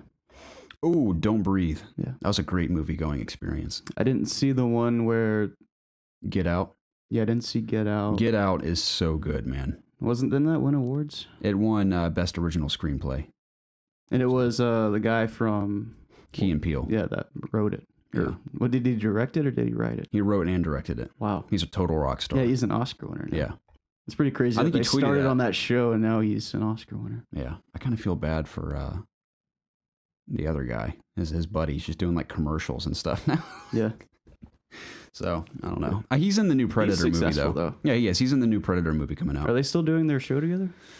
I don't think so. Okay. I kind of seeked out... Sought other avenues. Soaking out other opportunities. Soaking. Yeah. Soaking. Speaking's not easy, Garrett. Oh, we have a community question from Josh Schreiber concerning Battlefield and Call of Duty, if that's okay with you, Jacob. That's fine with me. Josh Schreiber says, "Hey guys, hope you all had an awesome week." I had an awesome week. How was yours, Jacob? So good. Sweet. We've all played both Battlefield 1 and Call of Duty World War II, so please answer the looming question. I think we can all agree when I say Battlefield 1 reigns over COD World War II. Besides buying it for the engaging campaigns, why do we keep going back to COD when DICE keeps knocking it out of the park with the Battlefield series? For me, Battlefield's always been missing something. It's because it doesn't feel like Call of Duty. Oddly enough, I played Battlefield 1 significantly more than I played Call of Duty World War II. But I still like the gunplay in Call of Duty more. I get that. It's a different feel in Battlefield. I've never liked how Battlefield, just how their guns feel. Mm-hmm. But I've always been in awe of how grand of a scale their game is compared to Call of Duty. I enjoyed Call of Duty more when it wasn't a situation where whoever sees the other player first wins the firefight. Yeah. Because there was a point where you can get in a firefight and nick away at each other a bit before someone else dies. Yeah. That was Modern Warfare 1 and 2, Black Ops 1 and 2 especially, and everything after that has kind of been like whoever sees you first wins the firefight. Yeah. I know it sounds like I'm totally kind of complaining about it, but it's kind of ironic that now you play Siege for the most part, and I know it's more like a realistic shooter. Right. If you get shot, you die. Right. But and I know I'm not bad at shooters because other shooters I play, I can hold my own no problem whatsoever. But Call of Duty, man, it's just that Twitch shooter, and it isn't that it's too fast paced. Because if I see someone before they see me, I'll always kill them. You do have a chance to react in Call of Duty. Not much time. And same thing with Doom. Doom is twice as fast paced as Call of Duty. Granted, it takes much longer to kill people, but if I can kill people in Doom at that quick pace, just darting around left and right, then I can kill people in Call of Duty. It's just a matter of who sees the other first, which has always kind of bummed me out. That's why I didn't play much of Call of Duty World War II. It's just, if someone sees you, you're gone instantly. It just really annoyed me. But I thought the gameplay, super fun. The campaign was okay. We talked about it. But Call of Duty doesn't feel quite this... Now, gunplay feels as great as it ever has, but just gameplay overall doesn't feel as quite as what it used to me. But I still think... those are great games, but Battlefield 1, I think I was just ready, obviously, like you said, to take or to go back in history like it used to be. And with the speculation of Battlefield World War II, I'm very excited for that. So that is where I'm getting my feel. And look at me, I'm playing Hunt Showdown, and that's based in the 1800s. So I'm really digging the old-fashioned feel of these shooters. So I just can't get into Call of Duty anymore. It's like I was never even good at it either because I've never been good with Twitch shooters, I guess you would call them. I don't have like that instinct to, turn around on the spot and just kill someone. That's why something like Overwatch is more compelling to me because it's much slower paced and takes several shots to kill something. So those have always been my favorite competitive shooters. When you get in a firefight, it isn't about, like I said, who sees the other first. It's about who can be more accurate or outsmart the other. Yeah, exactly. So the firefights are actually more than a split second. They're more like 5 to 10 seconds sometimes. I actually realize what I'm doing. That's far more exhilarating than just pointing and shooting and they're dead instantly to me.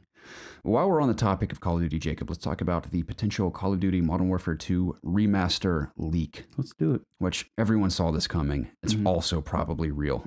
This comes from Mario Brash, once again from COD Connected. He says, according to Amazon Italy, a remaster of Modern Warfare 2 is in the works.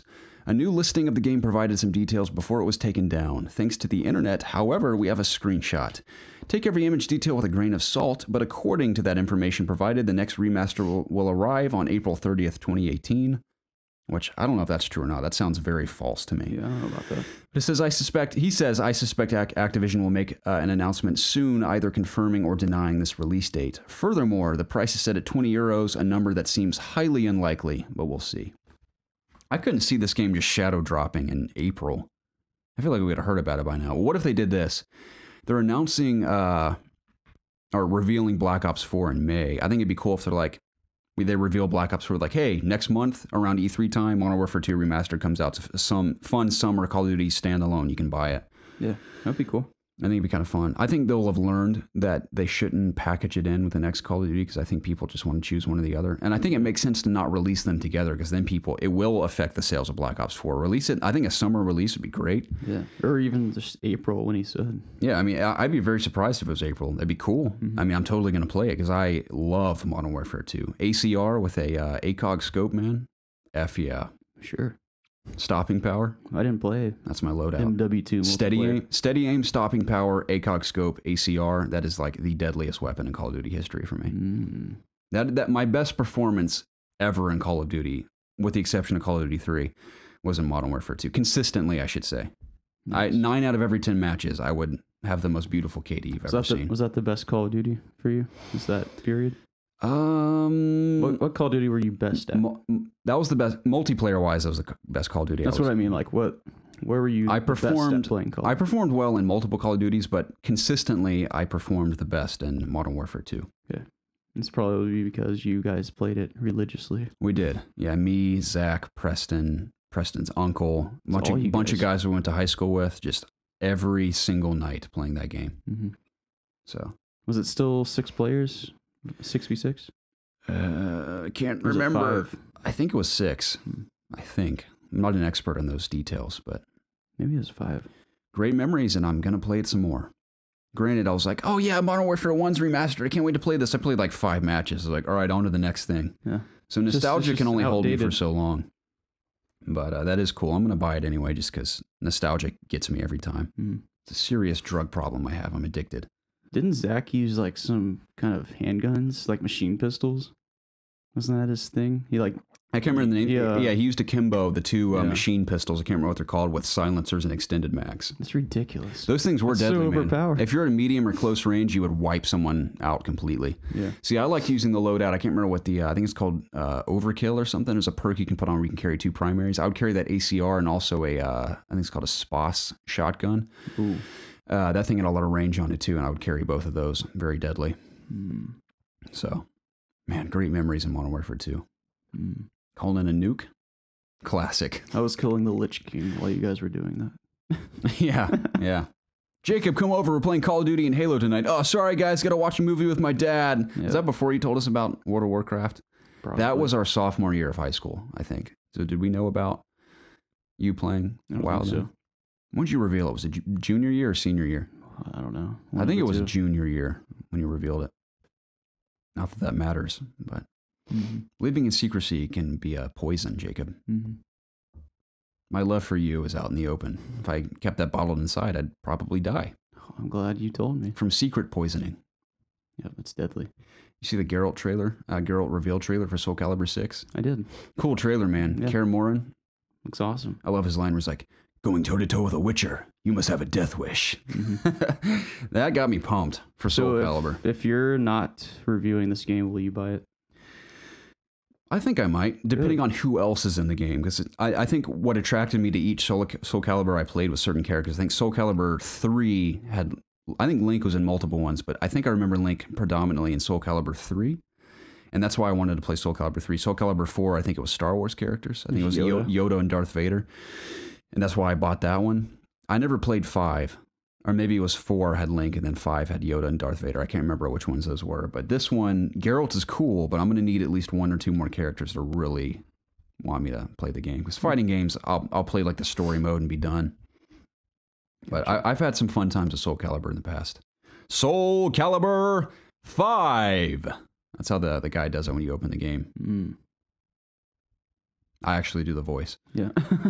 Jacob, that brings us to the main topic of the show. The leaked! I shouldn't say leaked anymore because today, as of Monday the 19th, all this gameplay is revealed from every outlet on the planet, but it leaked prior to this Monday. The new gameplay from God of War from Oh boy. Sony Santa Monica Studio. The much anticipated God of War. Let's talk about it. Let's do it. I'm going to read about it because I'm going to detail it for those that have not seen it or are probably watching it today so we can talk about it, bring everyone up to speed here. Okay. This comes from Isaac Monteros from COD Connected. He says, quote, parts of the gameplay video resembles the initial E3 demo that was shown for God of War when it was first revealed back in 2016. The beginning of the video seems to be the tutorial segment of the final build of the game. Some other features we noticed, Kratos appears to have a journal that logs both of the various challenges or labor that you can complete throughout the game and the game's lore. There's a directional marker that appears if there's an enemy behind you.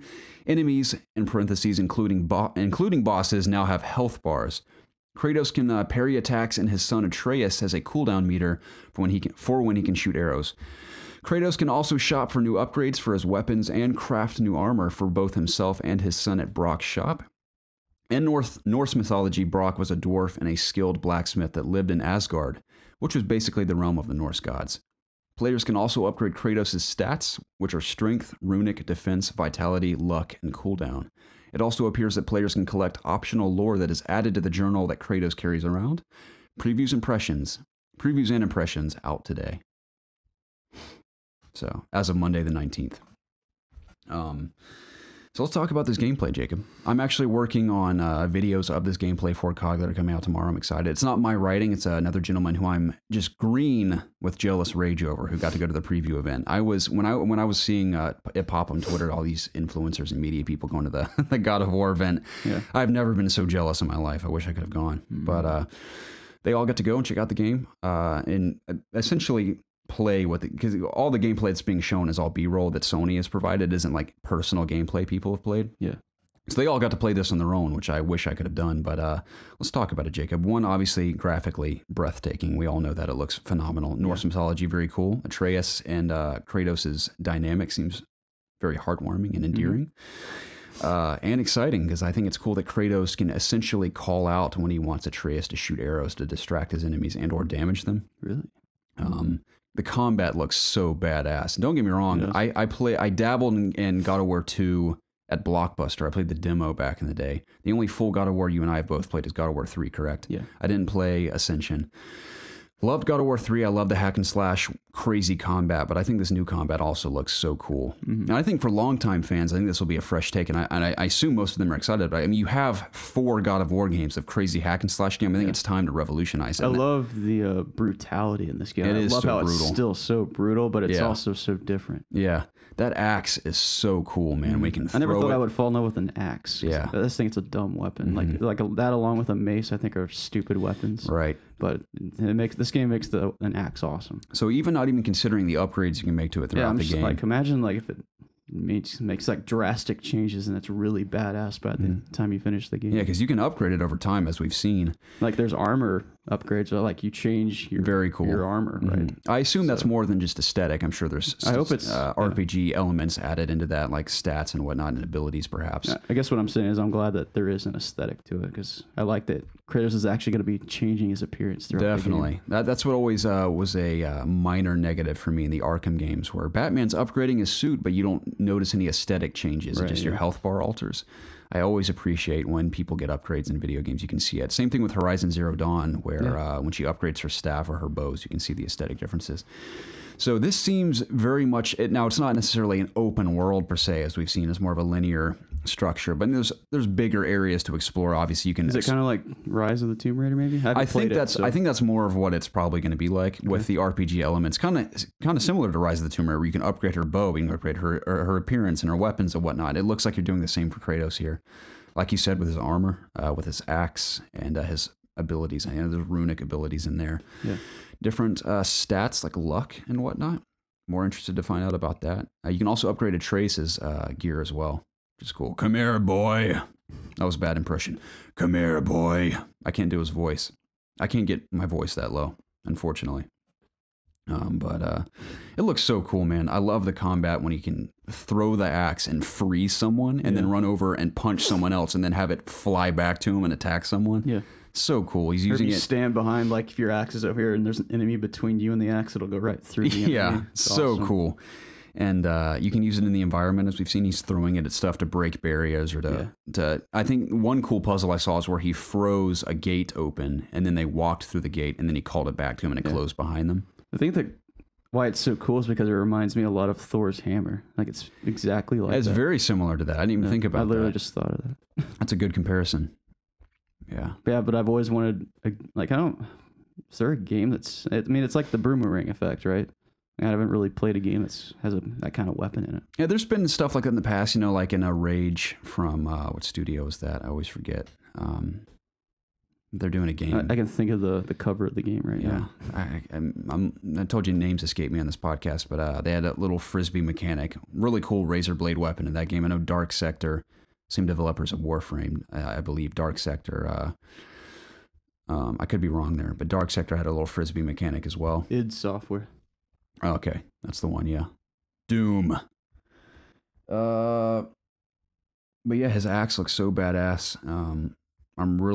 I think it's cool that Atreus is very knowledgeable on Norse mythology. I assume his mother probably educated him quite a bit on this lore. Maybe he learned it himself by reading in this area they're at. So obviously Kratos is not from there. Mm-hmm. I'm interested to see how long he's been there. And I think the main goal of the game, or of the story, is for them to get Atreus' mother, which I assume is obviously Kratos' wife at one point, or lady perhaps, her ashes to this place she wanted her ashes taken to. Mm-hmm. That seems to be the main motivation. Obviously, there would be quite a journey in getting there. Yeah. So, very pumped to see more characters that they encounter, like the guy who's like embedded in a tree at one point. What's up with this big, like, is it a snake or it's some kind of dragon or something? Yeah, you know what I'm talking about? That friendly snake they encounter. Yeah, is it a friendly or is it something? I think in the trailer, the Atreus says like he wants to help us or something. He looks freaky. Yeah, pretty intimidating. So I'm trying to think of anything else from this gameplay specifically. I mean, the combat, of course, looks great. The puzzle stuff looks fun. The RPG elements. I don't remember the puzzle stuff. What did they show? I want to know if I can call it a puzzle, but just a little segment where you have to use your axe. Use a bit of wit to figure out how to open a door and get through it properly and whatnot. Okay. But I don't know how in depth we'll go with sequences like that. But yeah, kind of different. The game looks incredible though. It does. Brock seems like a fun little dwarf to hang out with, where he crafts your weapons and armor. Yeah, I'm kind of bummed I don't have a pro to play it, but I'm not willing to invest. Oh yeah, I'm very excited to have the pro for sure, at least for performance. So I don't have a hardcore 4K TV. It's kind of middle of the road, but slightly better than 1080p, obviously. Just like I could get a pro, but I could also buy a new PC. Do that. Definitely do that. I mean, you'll still get an awesome experience on I'm not too worried standard about it. PS4. Most games look fantastic on my standard PS4. Yeah, totally. So I am stoked, Jacob. It's coming out 24th. Yeah. Oh, I said 24th. Sorry. 420. I'm thinking, why did I think 24th? My sister's birthday is the 24th. 420. It's combining the two. Yeah, 420. So, yeah, very soon. Just over a month away. Yep. So yeah, let's talk about Tomb Raider, dude. Tomb Raider. Shadow of the Tomb Raider. It's a real thing. It has been revealed. I don't know why I didn't talk about this before God of War, but it's okay. The teaser trailer is out. It looks like she's maybe in Mexico. I think I've heard other people speculating that as well. It's coming September 14th of this year, but the full reveal of the game will be on April 27th. Very soon. I'm very excited to hear about that. I know Camila, can't remember her last name, the voice actress behind. Lovington? Is that her name? Luddington? I don't know. Yeah, the like voice and performance capturer behind Lara Croft is back, of course. She should have been Lara Croft in the movie. I'm sure she may have campaigned for that with her agent, because she's a live action actress as well. And nothing significant. I think she's like in a hospital show of some sort, like ER or something. Yeah, I've seen her in that, yeah. But I think I used to follow her on social media, and she would always post about that. I mean, arguably, I think it was Grey's Anatomy. Yeah. I mean, she's a very beautiful woman, but arguably she doesn't look necessarily like Lara Croft, or at least the Lara Croft that people know. So I can see why. And Alicia Vikander, in her defense, is also an Oscar-winning actress, so it makes sense. Yeah. But we'll talk about the movie here in a second. But I'm very excited for Shadow of the Tomb Raider. It looks like that leak was indeed true. That is the actual title of the game. All those, was it 1 or 2 years ago? I guess that was leak, a year. I think it was about a year, maybe a little more. But between this reveal, and after seeing the Tomb Raider movie, I'm compelled to definitely go back, and I think I'm gonna play through Rise all the way again on PC, just all the way through, because I don't remember anything that happens in that game. I have a special announcement. Rise of the Tomb Raider is going to be my next game. Is it? Yes. On PC? Yes. Okay, cool. Get that high frame rate. Well, actually, you can get a higher frame rate on PS4 Pro, but you don't have a Pro. I take this back. It depends if I get Far Cry 5 or not. I'm not going to play them both at the same time. Okay. But it'll be one. I'm definitely playing other. Far Cry 5, as I've mentioned. I'm just still not sold. I need to see more. I need to see some reviews. I need some impressions in my life. You'll get mine. I can't wait. I don't know if you trust mine. I do. You will get mine. I may not buy things that you buy, but I still respect your opinion. That's all right. I appreciate that, Jacob. Yeah. Let's talk about the movie. You have not seen it. I haven't seen a movie in a long time. Okay. Me and Preston, or Preston and I should say, went and saw it an early screening Thursday night. Early screening? I wouldn't say early screening. You know, they call it like the early screening, where it's like the Thursday before it comes out. Yeah.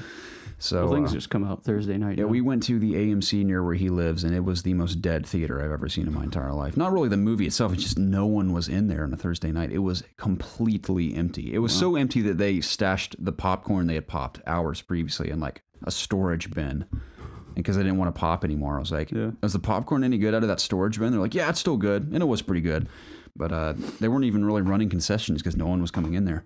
So we saw the movie with probably 15 people in the theater. And it was pretty good. Yeah. I liked it. Preston liked it a lot too. First impressions upon walking out of the theater, I hadn't really processed everything yet. So at first I was like, that was okay, I think. And then me and Preston talked about it a bit more, and then I realized, I'm like, you know what? This is actually a pretty good movie. Definitely the best video game movie I've seen in a long time. Not perfect by any means.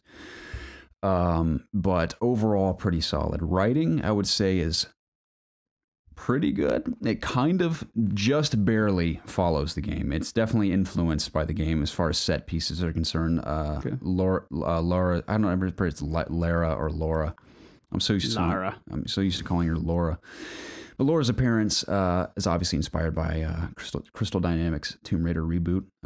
Same with like the plane set piece and a couple other moments in the movie. And the lead up to the island is probably the most exciting bit, ironically enough to me. I like seeing the development of Laura's character and getting to know her as a person and why she is the way she is. I don't want to give it away because it's actually pretty unique. I like the way they wrote her in the movie. I think it works really well for her character and her development as a character from start to finish. Character's pretty cool. Laura naturally is really good. I really like her a lot. I thought she nailed it. Okay. Especially in the action moments, she killed it. And what I love most about the action moments is that they didn't do what I was fearing they would do, where she just kicks everyone's ass, which I think is so unrealistic. Yeah. I mean, Laura's strong. I mean, she's ripped, but she's not jacked out of her mind. And naturally, most men can overpower a woman of her size. So in most of the hand-to-hand fights she gets in, she is completely overpowered by them. But she outwits them, like we were discussing. I think that's what I like about multiplayer shooters, specifically Hunt Showdown, as outwitting my opponent. Yeah. And that's how she wins a lot of fights, is by outwitting her opponents, which I think was really cool. And I much appreciate it because it was very realistic in that sense. So that was great. Visual effects, they had a pretty moderately low budget for this movie, and I'm sure for good reason. I'm sure the studio investing in it was like, you know, Tomb Raider's cool and all, but again, it's a video game movie. How many people are actually going to go see this? Yeah. So I think they made the right call with the budget, and they, for the most part, did really well with what they had. I mean, the set designs were very cool. The green screen elements weren't killer, but they weren't awful. Funny enough, I've seen worse visual effects in Marvel movies than I saw in this movie. There are a couple bits where I was like, well, that's clearly fake, but other parts looked really, really good, so I commend them from that. What's something I'm leaving out here? The story was... I think the story for me was the weakest part. It was not bad by any means. I think for a movie, I think it worked really well. I think I was just so attached to the video game that it was hard for me to detach myself from that. But there's a narrative twist in the movie that it wasn't totally unpredictable to me, but I think it just really, really bogged it down in the middle. Like the very beginning, awesome. Pacing is great. In the middle, it slows down a bit. At the ending, it picks up again. So I think the middle, like the second half of the second act is a little slow for me. Okay. And I wasn't necessarily bored. I was just kind of like... I was hoping for a bit more out of this, but it works for the most part, and I enjoyed the film, I will say. Nice. I'd probably see it one more time. Okay. I'll go as far as to say that. And I think it really, I hate saying this too, but I think it really sets up a great future for a potential sequel. I think they've set the groundwork for a potential great sequel. I think they can learn from where they can improve with this movie and do great things with the sequel. That was going to be a question, so I'm glad you answered it. What's something else? Because I hate seeing a movie where I'm like, oh, wow, if they make a sequel, it'll be amazing. Like Power Rangers. I liked Power Rangers a lot, but upon seeing that, I was like, man, if they made a sequel. I saw that. I was like, man, if they made a sequel, it could be so much better. But I hate seeing a movie and having to think that. I'd like to just see a movie and be like, that was amazing. I can't wait for a sequel because I want more, but not, I want to see a sequel because I can see this being improved, you know?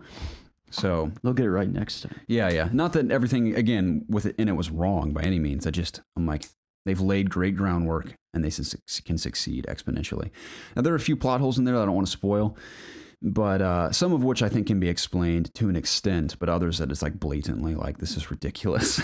But like I said, action's great, characters are great, all the acting is really, really great across the board, especially the dynamic between all the Laras. And actually, I can't say this because it'll give away major spoilers. I'm not going to say that. Acting is really good, I will say. So... pretty good movie. Nice, dude. What's one? Oh yeah, you've all seen the trailer, I imagine. At the end of the trailer, you know, Laura's like, what's his name? Nick Frost is like, the whole world's gone mad, and she goes, "I'll take two." She holds up two pistols with like her traditional ponytail. So that's in the movie, and when you see that scene, I predicted when I saw that trailer, I'm like, that's definitely the very end of the movie, because if you look at the rest of the trailer, like where on earth would that fit in the rest of this movie? So it's clearly the very end of the movie, and I think that's thrown in there for two reasons. It's thrown in there, one, as a callback to old school Lara Croft in the movies, maybe Angelina Jolie to extent, and the games. Obviously she has her two pistols, the old games, but it's just so out of place to me at the end of the movie. I'm like, because the whole movie she's using a bow and arrow, never picks up a weapon, and then out of nowhere she's like, I'm going to take these two handguns. Now Preston mentioned, like, you know, well, if she's going to go up against these bad guys in the future, she probably needs a little more firepower, which I agree with, but I feel like the bow is her identity now as far as her weaponry. Does she still have the bow? At the end of the movie? I don't know, she's like in a pawn shop picking up those pistols, so... Okay.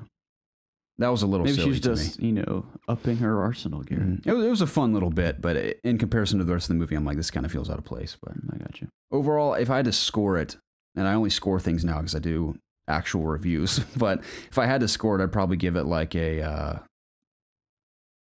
I want to say 7, but maybe a 6.5. Okay. I'll give it a 7. I think it deserves a 7 out of 10. Okay. So, pretty solid. I recommend going to see it if you're even a fan of action-adventure movies, or especially Tomb Raider. Okay. It's worth it. Tomb Raider, the movie. That's the one, Jacob. Are we at community questions now? I think we are.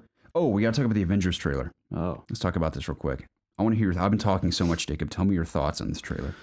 The Avengers Infinity War looks... God, I almost knocked my phone off. The trailer looks freaking awesome, dude. The more I see Thanos, the more I want to see the movie. So I think they did a good job with him. He looks fantastic. I think it looks very cool. I am very concerned that we're going to lose someone important in this movie, and I don't want it to happen. I think we might lose more than one. Yeah, and I'm scared to death because I love all the different Marvel superheroes. It's going to be horrible to see them come to an end. I think this would be one of the big three, or two of the big three, perhaps. Yeah. With Thor, Iron Man, and Captain America. Iron Man's done. Robert Downey's done. He's got a lot of influence in keeping his contract alive, though. I could see him weaseling his way out of death, or at least dying and then coming back to life with like the Soul Stone or something. You really think the Captain dies? I think Cap might be dead. Oh man, it's gonna be emotional if he dies. Yeah, he gets me so amped because he's just to me he's the most heroic in a lot of ways. He's like the underdog. Yeah. I don't think Hulk dies. I don't know who would die. It's I don't know why I'm just focusing on who would die. I don't know. Well, let's talk about the trailer itself. Now, it's a shame that we can't do a reaction. One, it'd be too late anyway, but I can't remember everything from the trailer. Let's think about it. It opens... how does it open? I can't remember. I don't know. Oh, yeah, it opens with Spider-Man swinging out of the bus. Yeah. That's a cool shot. I love that a lot, how he slips out of the bus and puts his mask on and flies over there. Yeah.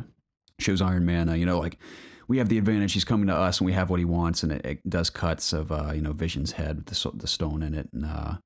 who else does it cut to? Oh, yeah, Doctor Strange with... I think he doesn't have the... Does he have the Soul Stone?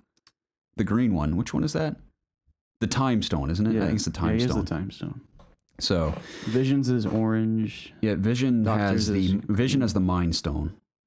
So the Literally in his Tesseract mind. is, I think, power or something, and I think space or energy or whatever the purple one is the Guardians have. What's the one that's on the on the hand, not the knuckles? Which one is that? That's the one we haven't seen I yet. think that's the Soul Stone. Does he already have that one, or is he? He does it's not. not seen in this No one movie? knows where that is yet. People are predicting Wakanda, but it may be elsewhere. We I don't know. think it's there. It might be though. Find out. Which one did the Guardians have? I can't remember the name of it, but they have the purple one. Okay. Loki has the Tesseract, or whoever has the Tesseract. He doesn't now. Yeah, right? I think he hands it off to Thanos. It's in the trailer. He crushes it and turns it into the stone and puts it in the gauntlet. So. Oh yeah, it's that cube. I don't want to spoil it for people, but I think it's easy to piece together how this movie plays out. I think the opening is in, because we see it in the post-credit scene of Thor Ragnarok. If you haven't seen Thor Ragnarok, Don't tell me. forgive me. Tell me, God.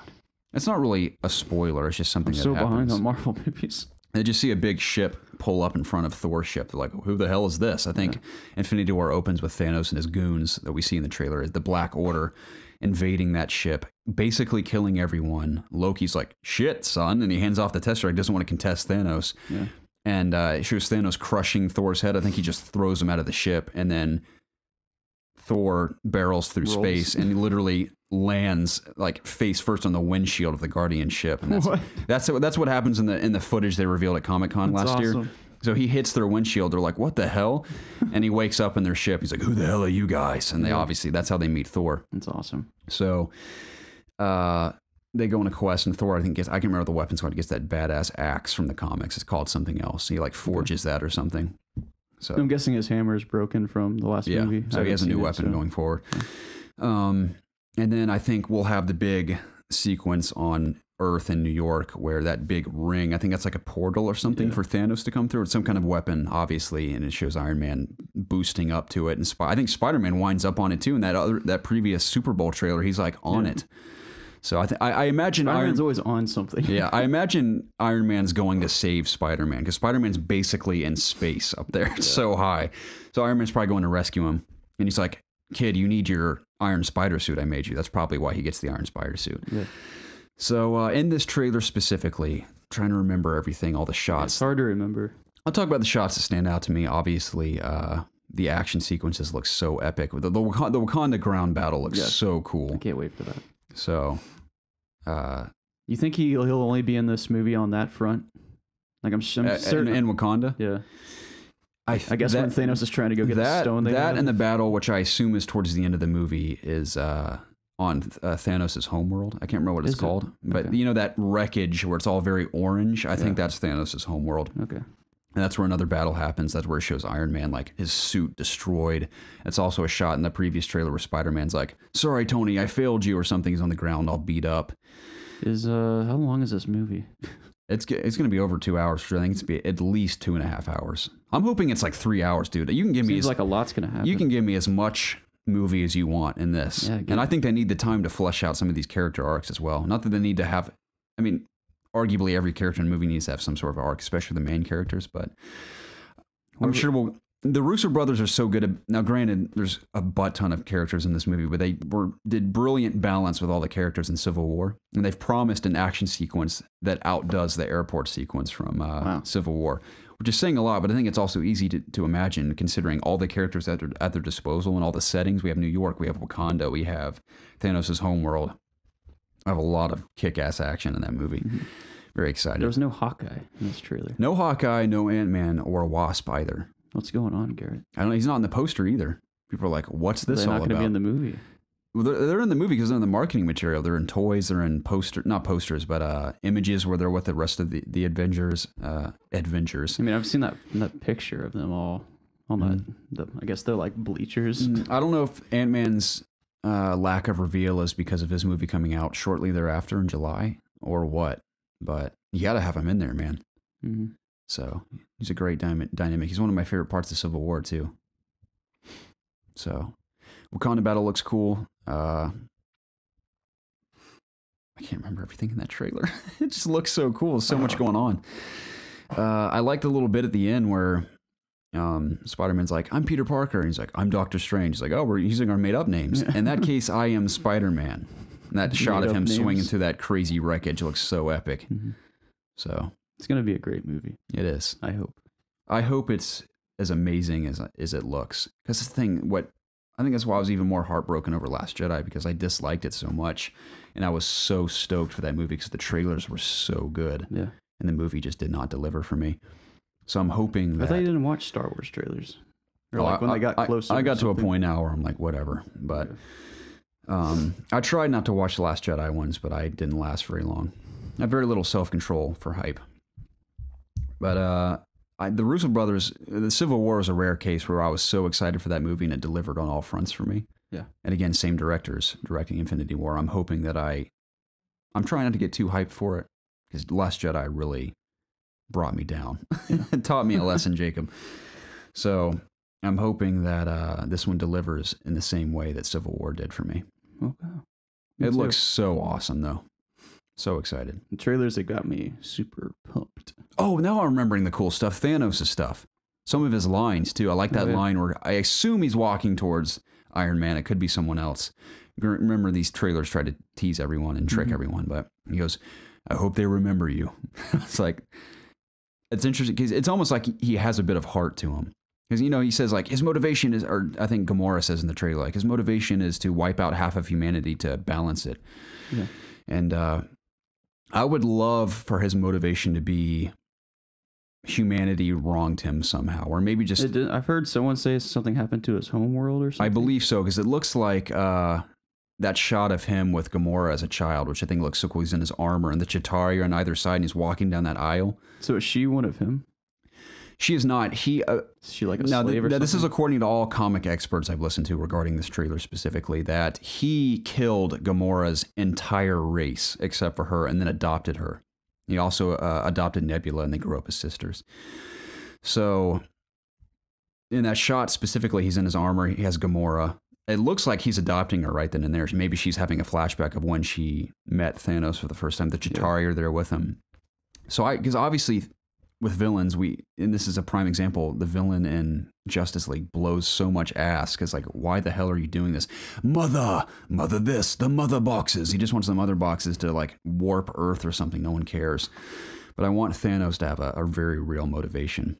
I don't want him to just be another brute that just shows up like, I'm going to kill you all. I mean, he's going to destroy people, but I want him to have a very real motivation that, to an extent, I can relate to. Like, someone wronged him, humanity wronged him, or just the universe in general, multiple races wronged him, and he wants to balance it by wiping out half of it. He kind of gives me Dominus Gaul vibes from Destiny 2. Sort of, yeah. In a way, yeah. Just his presence. Yeah. Mainly. So I love that shot, too, the very last shot of the trailer, before the Spider-Man bit, where Captain America's somehow holding back his grip, and Thanos actually looks to be struggling a bit. You know what it reminds me of? It reminds me of that scene of just Captain America's pure heroic nature, where... You mean like the helicopter thing? Well, yeah, the helicopter thing, but also in Avengers Age of Ultron, where they're all joking at the party, where they're all trying to pick up Thor's hammer. And then Captain America, this is one of my favorite scenes from the whole movie, when Captain America goes to pick it up and it just barely nudges, and then Thor's happy expression just instantly dwindles to like a concerned look, like, holy shit. He may actually be able to do this. I mean, one, obviously Captain America has a lot of raw strength, but he has the superhero, the super strength serum. But I also think that's just pure willpower within Captain America holding him back. Obviously, Thanos is probably going to wreck him in that scene. But that's what I love about Captain America, is just his purity and like his true heroic nature, just holding back. And it's just like almost a signal like of America these days, just like everyone barreling down in the United States and Captain America's just barely hanging on. I'm like, that is so freaking awesome. Yeah. So I love that. I think Captain America is by far one of my favorite characters, easily. Oh, yeah. And he looks gorgeous. He looks beautiful in this movie, dude. His flowing hair with his beard, I'm like, that is a beautiful man. His funniest comments. And is his hair longer now? It's longer. Yeah, it's not like long. It's like medium length with the beard. And it's the funniest comments I saw in an Entertainment Weekly interview. That was actually a terrible interview, but it had Scarlett Johansson and Chris Evans sitting together, both in costume, in the middle of a shoot, obviously. And Scarlett Johansson does most of the talking, but all the comments are like, I'm totally distracted by Chris sitting there in his Captain America outfit with his hair and his beard. He looks gorgeous. And that's the whole time it's like focused on Scarlet or Black Widow, but he's just sitting there quietly with like a smirk on his face the whole time. I'm like, that's a beautiful man. He looks badass as Captain America. So that's what I'm excited for, Jacob. He's probably the best looking Avenger. I would say so. He or Thor by far. I think in Infinity War, Yeah, Chris Evans all the way. But Chris Hemsworth, on the other hand, definitely second. Yeah. I think the most charming is probably Tom Holland. Tom Holland, really. Mm-hmm. I would say the most beautiful female superhero I'm attracted to would probably be... I mean, you can't go wrong with Black Widow. She's gorgeous. Very intelligent. Can kick everyone's ass. She's a great character. Who else is in there I'm forgetting? Gamora. Gamora's in there. Gamora's awesome too. She's pretty badass. Scarlet Witch is cool. Nebula's pretty awesome too. You know, she's like alien and has mechanical parts. I think she's cool. Yeah. There's not a lot. The Chris's lead the charge in the looks department by far. Wonder Woman. Wonder Woman, yes. And also The Flash. Jacob, that brings us to community questions. The best part of our podcast. It is. I totally agree. We get to interact with our community directly. Ladies and gentlemen, thank you so much for your continued supply of community questions week in and week out. Even when it seems like our content is non-existent on our YouTube channel specifically, we love all the engagement on Discord, even when I'm unavailable to just get on there and talk to people. Love the streams, too. Love when you guys stop by. Yeah, that is a great honor and privilege. We consider it a great honor and privilege when you guys join us. We can't thank you enough for the support. And please keep those questions coming. Jacob, we could do an Ask IOG this week. Could we? You and I could, yeah. Maybe. What day are you available? I'm available any day but Tuesday and later in the week. I think I'm available Wednesday, but you're not available on Wednesdays. No. Maybe we could do Thursday or Friday. Probably. Okay. We'll figure it out. Yeah, we'll talk about it later this week. Yeah, I think we can probably do one this week. Please keep those questions coming, whether they're video game related or just random questions you want to talk to us about. I do want to make sure we stream at least twice this week. So. We will get it done. I promise you that. We will do 2 streams. Don't know which days yet. I know tomorrow, or today, we should say Monday the 19th, you'll probably stream. Yes. I will stream another day this week. I promise you that, Jacob. Okay. But yeah, please keep them coming. If you want to reach us for questions to be read on this show or Ask IOG, you can reach us in one of 3 places. Granted, many more places, but these are the top 3 we suggest you use. You can email us at itsobviousgaming@gmail.com. You can tweet at us at obvious_gaming. Or you can submit your questions in the Ask IOG section of our Discord channel using the hashtag AskIOG in all places so that we know you want your question read on the show. We wouldn't want to read one that you want sent to us in private by accident. Yeah. But again, if you just want to chat, talk to us on Discord, talk to us in YouTube comments, on Facebook, Twitter. We're always up to have a conversation. And again, I can't thank you enough for the support. Let's jump into it, Jacob. The first one comes from Sam Harris, also known as The Flash, also known as Barry Allen. Wow. Or The Flash 2189 originally. He has a lot of aliases. It was mostly The Flash, though. He says, here's a fun one. Maybe if you could trade places with any character in the entirety of all gaming history, who or what would it be and why? Also take into account that you'll swap abilities and appearance but retain one's personality and memories. As a follow-up, how well would your counterpart do in your world and vice versa? Enjoy life the only way you can. Sincerely, Barry Allen. Run, Barry, run! Oh, this week in The Flash, dude. Barry and Iris. Iris got Barry's powers. I know, it's so silly. And then Barry had to say, "Run, Iris, run." What a great show. You're kidding me, right? No. Not Holy even kidding. crap. I saw the poster for them in their costumes. I'm like, this is so dumb. I mean, does the narrative support that? Is it interesting at least? As to why she has a costume? And powers as well? Yeah. I mean, there's a meta that can take powers away from someone then transfer to someone else. Interesting. Okay. Yeah. Well, that's kind of makes sense. It's story. So it was thrust upon her. Yeah. Okay. That's kind of cool, I guess. And then she decided that she'd rather have Barry be the Flash than her. Yeah, I would certainly hope so. And the reason she wanted to go out in the field in the first place is because whoever I forgot his name, the guy that can stretch like Mr. Fantastic. He said she didn't really do anything. She didn't, like, they were putting their lives on the line and she just sat in the, she does what Felicity does basically. Okay. She doesn't put her life on the line basically. So it's like, oh, now I'm the Flash. I have to go out in the field and improve myself. Wow. Yeah. Run, Iris. Really inspirational. Oh, that's cool. Now, Jacob, who would you switch places with in a video game? Not really, well, switch places, but also basically inhabit their body, but have your own same personality. You're Jacob Alka, just in the body of another character. Now, I'm going to choose based off of a world I want to live in, not necessarily the character itself.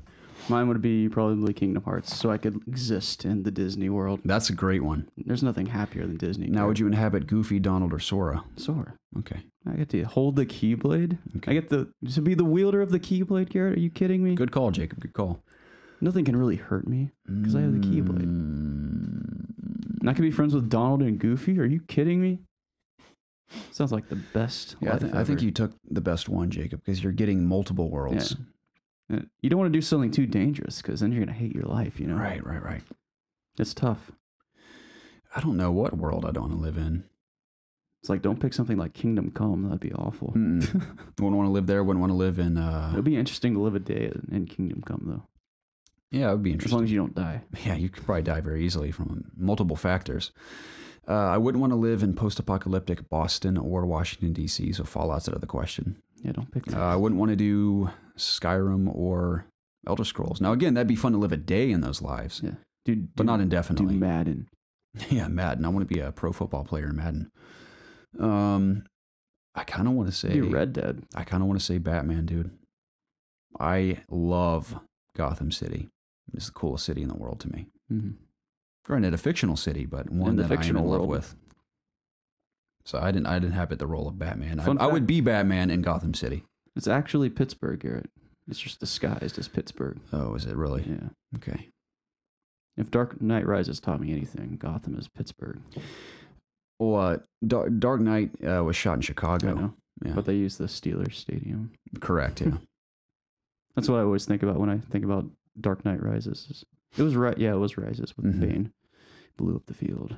Not cool, dude. That is America's new pastime, football. You can't be blowing up fields where we like to watch our games. Let's not stand on ceremony here, Mr. Wayne. That scene is so awesome. That's not my favorite Christopher Nolan Batman film, but that scene when he and Batman duke it out in the sewers beneath Wayne Enterprises is so awesome. It is. Just the dialogue, Bane's dialogue is so cool. Destroys him. A lot of his dialogue is cool. I love In the Plane. It's just, Tom Hardy's acting is incredible. It's just all in his eyes in that movie. Yep. When Littlefinger on the plane's like, "You're a big guy," and Bane's like, "For you." And I love when he explains something and Littlefinger's like, "So what's your next step in this master plan?" And just his eyes, just like this psychotic nature of Bane, he just goes, "Crushing this plane." Like the whole action set piece starts. Yeah. All practical too. The beauty of that scene. Nice. Incredible. Bane's a cool character. I like him a lot. So Batman is what you would choose. I wouldn't choose Christopher Nolan's Batman. I'd choose Arkham Batman from Rocksteady. Okay. That's my favorite iteration of Batman of all time, by far. So busy night. I would be Arkham Batman. It's gonna be cold. I'm fine with that. I have some kick-ass armor. I have the Batcave. I have Robin. Do you have your Bat coffee maker in your suit? Just in my suit? Yeah, brew's coffee in your suit. It comes out of the ass plate. Yeah, just like put your cup down. Right. You get to drive the Batmobile. Very cool. Batman in my world would probably be just fine. Probably be very bored, actually. Yeah. So, oh, yeah, anyone that gets in our worlds, they're not going to like it. No, well, maybe absolutely they would. not. Maybe Sora would appreciate reality sucks, let's be honest. Sora's just a little kid. Or I think in the third one, he'll Sora be grown would up. know what to do with himself here. Yeah. You'd be animated in a non-animated world. Maybe he'd inhabit your body. But that's true. Yeah, that's what would happen. You're much more physically stronger than Sora is, so. I am. I guess you'd have to get used to that. Yeah. I don't know where we're going with this. It would just suck to be in reality. This is the part we don't want to talk about, though. The boring stuff, what they would do in our lives. They'd be fine, I'm sure. Reese05 says, Hola, los tres amigos. I believe that translates to Hola, my three friends. Or Hola, I think los is the three friends. It is plural for the, you say it when the word following it is plural. Hola, my three friends. But also, if it's a feminine word, you say las instead of los. Or maybe it means hola, the three amigos. Or wait, is it the three less? Friends? I don't know. Let's move on. I took 3 years of Spanish, and I learned how to say a couple colors and panqueques. I took 5 also years chocolate. I took 5. I took twice in high school, then I think 3 courses in college. Hate it. I can say chocolate panqueques. Nuts chocolate pancakes. I do a hilarious, like, I hope no one takes this the wrong way. I just can do it very good. If I were to voice a female Hispanic character, I can do it very good. Okay. Oh, mi padre, can I have some chocolate pancakes, por favor, please, Papa, chocolate? That's all I can do, but That's so racist. I don't think it's racist. I just think I could do a character like that really well. That offends me. Because I try to do accents for fun. I can do Hispanic, sort of. I can barely do British. I can accidentally do Australian. I'm working on my Scottish accent. Oh. Like, have a bit of Guinness at the pub. I can't do that very well either. I feel like over time my accents have gotten worse. I haven't kept practicing them. Yeah, you always got to be on top of it. That was my attempt at a young Hispanic female. So I don't mean that offensively by any I'm means. so offended. Sorry, Jacob. Sorry to anyone who's offended by that. Hope you can forgive me over time. What was the question? Oh, I mean, read the question. Yeah, we were hung up on the Spanish part. He goes on to say in English, I've just completed Bioshock 1 Remastered, an excellent game. Really enjoyed it. I can fit in one more game before Far Cry 5 lands on my doorstep. Am I missing much if I skip Bioshock 2 and play Infinite now? Absolutely not. I would suggest jumping to Infinite, but I will say that Bioshock 2 is worth playing. It's a pretty solid game. And Preston recently mentioned that when he replayed it, he said it was better than he remembered. So Infinite, I think, is the better game narratively and even gameplay-wise. But Bioshock 2 is worth playing. So I'd say play Infinite now, jump into some Far Cry, and then maybe one day go back to Bioshock 2. I haven't played 2, but I can confirm that Infinite is one of my favorite games I've ever played. It's awesome. So that's why I can't wait to play Bioshock 1 one day, because people often tell me that it's much better than Infinite. It is a masterpiece, to say the least. Yeah. So that's my 2 cents. You have anything else to add to that, Jacob? No. Bojangles. Bojongeles. That's my other Spanish attempt there. 925 says, what's up, you sexy gentlemen? You guys are the best, and I could just kiss you all. Thank you. Sensually. Moving on, with the recent news of Bomberman R coming to all platforms, what other Switch titles do you want to be ported or remade for other systems? Hope your day is delightfully steamy. Zelda and Mario, please. Everything? Yeah. Switch titles. I mean, Nintendo titles I don't think we'll ever see, especially following the success on Switch, ever become third party, would be Zelda and Mario. That'll probably never happen at this point. Give me GoldenEye again. GoldenEye? Yeah. Okay. What else? ARMS? Ugh. 1-2 Switch and PlayStation VR, please. Do we need that? The world needs that. I couldn't agree more. And the sequel's going to be 1, 2, 3 Switch. I'm just going to keep adding a number every Hell year. yeah, it is. It's a travesty. More people haven't played that game. You're right. What's one other one we can think of? It's funny, it makes more sense for other things to be ported to Switch versus Switch titles being ported to everything else, in my opinion. I mean, it's more likely. Yeah. Like Little Nightmares, when we read about that, even that little 11, her name's 11. I think her name's 11. Maybe I'm thinking Stranger Things. 6, her name's 6. She belongs on the Switch for sure.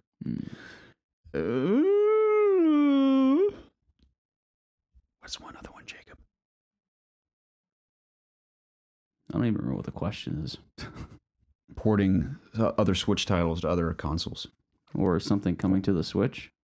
Was that part of the question? No, just porting other Switch titles to anything but the Switch. That doesn't make sense, though. It's never going to happen. Well, some of them might. Some of them are third party. But I don't know why they would be on the Switch and not anything else. But I don't know. I don't know how to answer it. I'm sorry, Kyle.